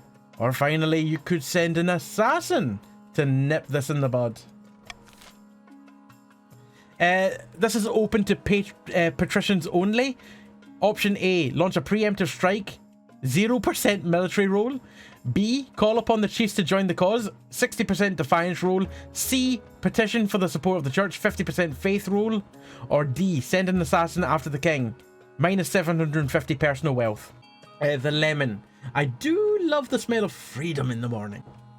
Are none of you tempted by A? None of you tempted to vote for A? A 0% roll on a dice? That's like rolling a d6 on a table and somehow it ending rolling down the drain. You don't even get a 1. It's just the dice is gone. Right, you're sending an assassin. Well, we saw how that worked last time. The assassin killed everyone but the monarch. Gruntmaster, thank you for meeting me at such short notice. The sum you offered piqued my interest, says the assassin. Grunt, you understand why the sum is so high, though. Assassin, yes, you want me to assassinate the king. It is no trouble. I am a child of the Viper. If you have the gold, and you want a man dead, he is dead. Get it done, says Grunt. Rebellion. Oh yeah, no, it definitely seems super trustworthy. At long last, the patricians have reached their boiling point. You are confronted in your throne room by a noble patrician, that which lurks, the smile gleaming in the light of the braziers. The patricians of the coast will bring you down, pretender to the throne. We will rise up and fight for Petronella, the true queen. Oh wow, my authority just dropped like a stone from 8 to 6, and stability just dropped from 3 to 2. That's not good. This is a formal declaration of war. The next time we see each other, we'll be on the battlefield. One day I will see your head on a spike. Seize them! Come along now, traitors get the chop. What? But you can't do this. I'm an envoy. See how much the king's tyranny grows worse by the day. It's okay, the Defiance can't go any higher anyway. I lose 1 stability, but it's fine. Your watchman wastes no time. Noble patrician, that which lurks, is dragged out onto the courtyard, and their head is struck from their shoulders. I didn't expect them to move so boldly, Your Majesty, says the Marshal. What are our chances against the rebels? The patricians are formidable, but not undefeatable. I hope they don't persuade any other regions to join the rebellion. Foreshadowing, they will. That would be disastrous. How did things get this bad? The leader of the rebellion is Lady Patrician Gruntmaster. As reason for the uprising, she's citing your history of petty transgressions against the patricians. Is it too late to apologize? It is. Now's the time for swords, not words. So this is it. Civil war. That's right, Your Majesty. The kingdom is divided. There will be a lot of death and suffering before all this is over. I can't wait. I'll go dig out the trebuchets. See the violence inherent in the system? Murderer! Tyrant king! Oh god. I can end the season. I don't like that. I don't want to end the season. I also don't want to tax the counts. We'll do a common tax this time around. Actually, you know what? Does it really matter if I tax the counts? Not that I can now. The defiance is already high enough that they can rebel, so would it really matter? Oh dear, here we go. 2 factions are currently rebelling. The counts are on the verge. At least with the counts lurking, we'll at least have a tough fight. Yes, quite. Something's wrong. Something's wrong. Oh, this is going to be the assassin, isn't it? It's an afternoon like any other. You're sitting atop your throne, listening to the petitions of the common folk. A merchant is droning on about a number of beggars in the capital's main square. Suddenly, you spot a flash of movement out the corner of your eye. What's that? A hooded man steps forward from the crowd, unsheathing a lethal-looking blade from his belt. The merchant's droning stutters to a halt. Guards! Guards! Your Honor! Guard rushes forward, their swords drawn. The assassin flings the blade at you, moments before one of the foreign mercenaries crashes into him. Duck, dive, or stand there like an idiot. Dive! Fortunately, the assassin's aim was thrown off by your honor guard. The blade sinks into the throne's backrest, an inch from where your head had been. Yes! Guys, aren't you super surprised by all this? Your honor guard and the assassin engage. Somehow, the lone killer downs several of them in an instant, though they received only superficial cuts. They're already convulsing with foam dribbling from their lips. It was a poison blade. Eventually, the assassin is cut down, but not before your foreign mercenaries have been utterly decimated. The few survivors die within hours, also foaming. Where did they find these assassins? They all learned from the book Assassins for Dummies, but they only read the contents page. They never actually got to the bulk of the reading. Your Majesty, are you all right? No, I absolutely am not. Calm down, Your Majesty. The danger has passed. The danger has not passed, Spy Master. Do you not know what war is? It's not good for anything, I've heard. It's a good thing your honor guards were loyal. I dread to think what would have happened if they'd sympathized with the rebels. She pulls out the knife that had been embedded in your throne. I suspect it was coated in the venom of the scorpion cat. The slightest scratch, and you'd have died in indescribable agony. Who was the assassin? One of the children of the Viper, the most feared assassins in the kingdom, no doubt hired by your enemies in the coast. They use magic and tricky potions in combat, poisons. A single Viper's child can slaughter even the kingdom's finest warriors. We'll have to be more vigilant from now on. I need some time to process this. of course. The patricians will stop at nothing, even murder, to bring you down. Thank the 9th for your honor guard. May they rest in peace. Things could have gone very differently. That also means that I don't have any honor guard anymore.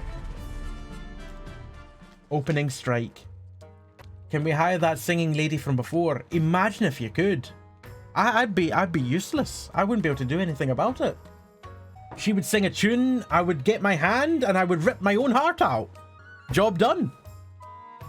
The patricians are going to war, of course. They don't care about murder. Yeah, exactly. It's like, oh no, I can't kill them. It's like, we're at war, but I can't kill them. Children with, it's a pacifistic war. It's a war of words. Children of the Viper needs to be a bit more, needs a bit more training, or stop sending us noobs. I know, like I said last time, I had someone come along to poison, and poisoned everyone apart from me. Lady Patrician Gruntmaster, my dear chiefs of the North, thank you for joining us in our righteous war against the tyrant King Alpaca. Chief Crew Chief Mark. Chief Crew Chief? Chief Crew Chief. It's no trouble. Point us in the right direction and we'll start chopping off heads. Double Chief. Grunt, all in good time, my friend. First, you must decide where to direct your opening strike. We can launch a preemptive strike against the Counts to cripple their military capabilities. If we suspect the Counts may join us in our cause, we can call them to war. They'll be more likely to join us if the King's authority is low. Right, Chiefs, get voting. Option A, launch a preemptive strike on the Counts. You've got a 30% military roll. Or option B, call upon the Counts to join our cause. 60% defiance roll. Oh, I hope they could send an assassin of their own. Imagine. Right, call upon the Counts to join the cause. It succeeded as well. Oh. The Chiefs smuggle a secret message to the Counts. Dignified Counts, too long have you suffered under the King's oppression. You Easterners are a proud people. Why are you putting up with the tyrant? Join us! Diamondback, he speaks truly. Why did we never think of things this way? The Counts are emboldened by the call of to rebellion.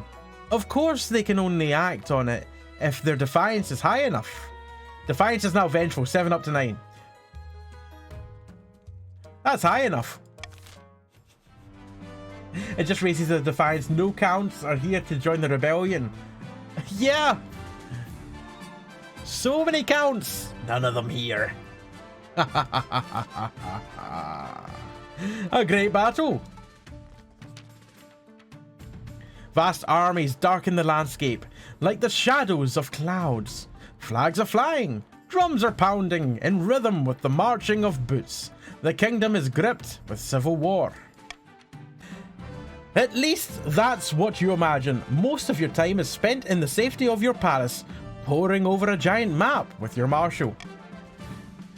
Marshal, your majesty, the army of the coast is trying to link up with the army of the north. If we take them both on at once, we're in real trouble. Our only hope is the Counts. Against both armies at once, they'd be outnumbered, but perhaps they can take one of the rebel armies by surprise before the other two join forces. We have no choice but to strike. One or the other before it's too late. What are your orders, your majesty? And let's have a quick look to see where Waluigi has been placed. They have been placed in the Counts. The Counts are back.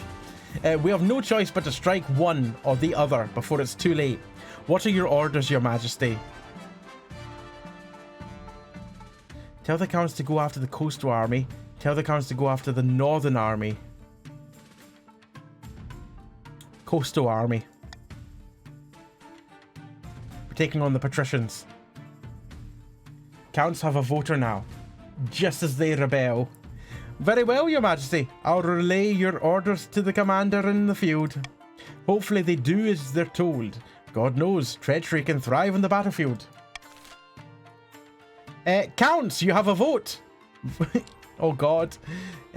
Option A, defy orders and send Eastern Army to fight the chiefs. Option B, follow orders and send Eastern Army to fight the patricians. Option C, hang back and let the rebels march on the capital without challenge.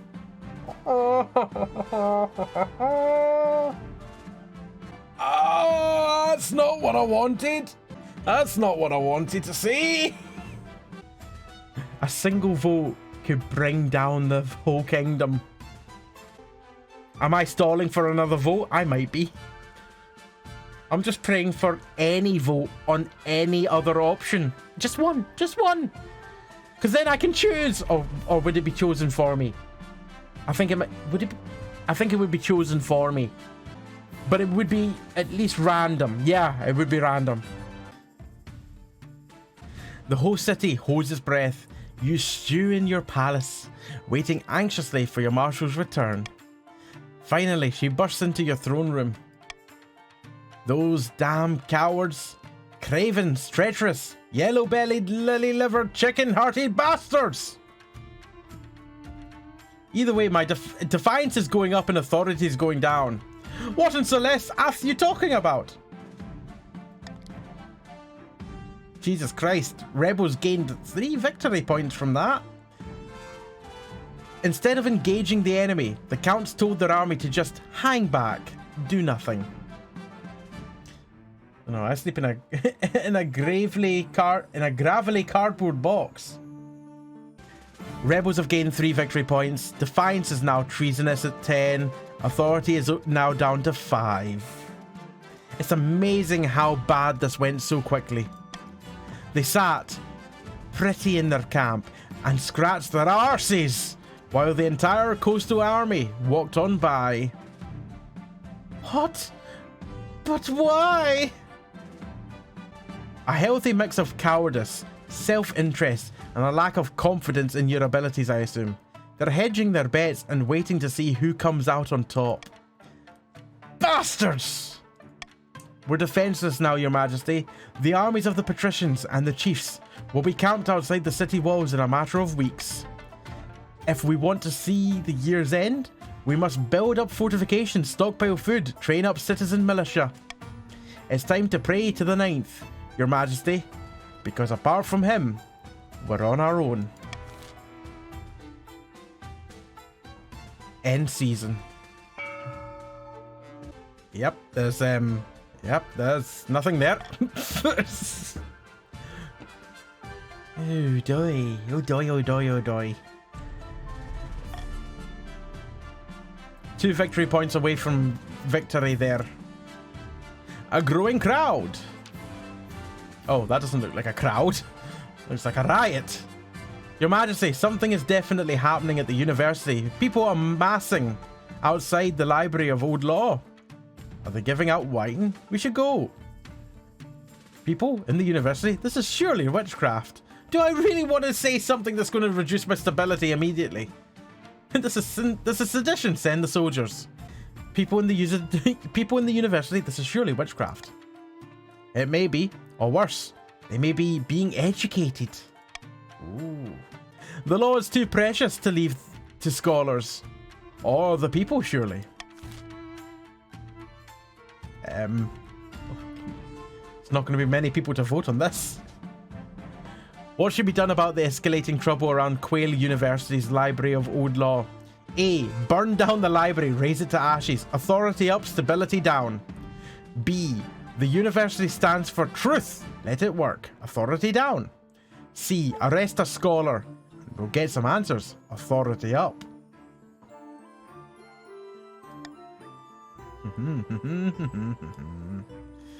I don't know what I want here. I'm just gonna veto that. I'm gonna close my eyes. I'm gonna open them. I wanna be pleasantly surprised. Oh God. I'm not pleasantly surprised.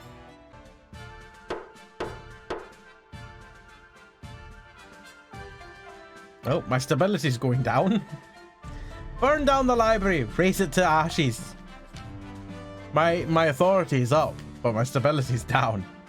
Everyone loves a bonfire, As the flames rise from the library of Old Law, people gather round, drink cider, and toast apples on sticks. Only the scholars weep for the loss. Oh dear. More treachery.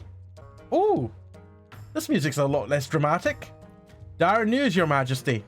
The Northern Army arrived outside the city walls, and instead of attacking the besiegers, they joined forces with them. This is awfully calm music for the situation we're in. Now, we have both the chiefs and the patricians trying to kick down our front door. Have they turned against us? Look, Defiance can't get much higher, so it doesn't really matter. Plus, both were Defiance up. Who is winning? The viewers. Oh, I skipped something there. I think that was just telling me Defiance was up. I clicked too quickly. They're citing your past transgressions as reason for the uprising. Your complete disregard for the Northern Library suffering from damp. The burning of the Library of the Old Law. I won't lie, Your Majesty, the odds are stacked against us now. Yep. Besieged. The chiefs and patricians march through the Crown lands, pillaging and burning. The roads are heaving with refugees, and corpses clog the rivers. Now the capital is surrounded. You stand on the ramparts of your palace, staring out in dismay at the army camp stretching for miles outside the city walls. Get down from there, Your Majesty, if they get lucky with a crossbow bolt. Is there any hope? What are we supposed to do? They look like ants from up here. Is there any hope, Marshal? Only one. The counts are still out there, Your Majesty. That's not hope. That's not hope.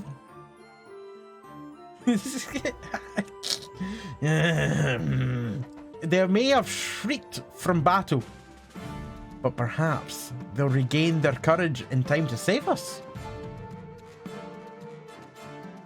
The ninth god will decide our fate. As you finish your sentence, an immense trebuchet hurls a 10-ton boulder toward the capital. It crashes into a nearby clock tower, smashing it to smithereens. Marshal, like I said, Your Majesty, you'd better get inside. Oh, end season? I don't think these goals really mean much just now, but yep. Let's just continue. The rebellion. The siege grinds on. Another dawn breaks. The combined armies of the chiefs and the patricians are sprawled outside your city walls. For the last 3 weeks, they have tried to fight their way in. The siege drags on, and your food supplies are dwindling.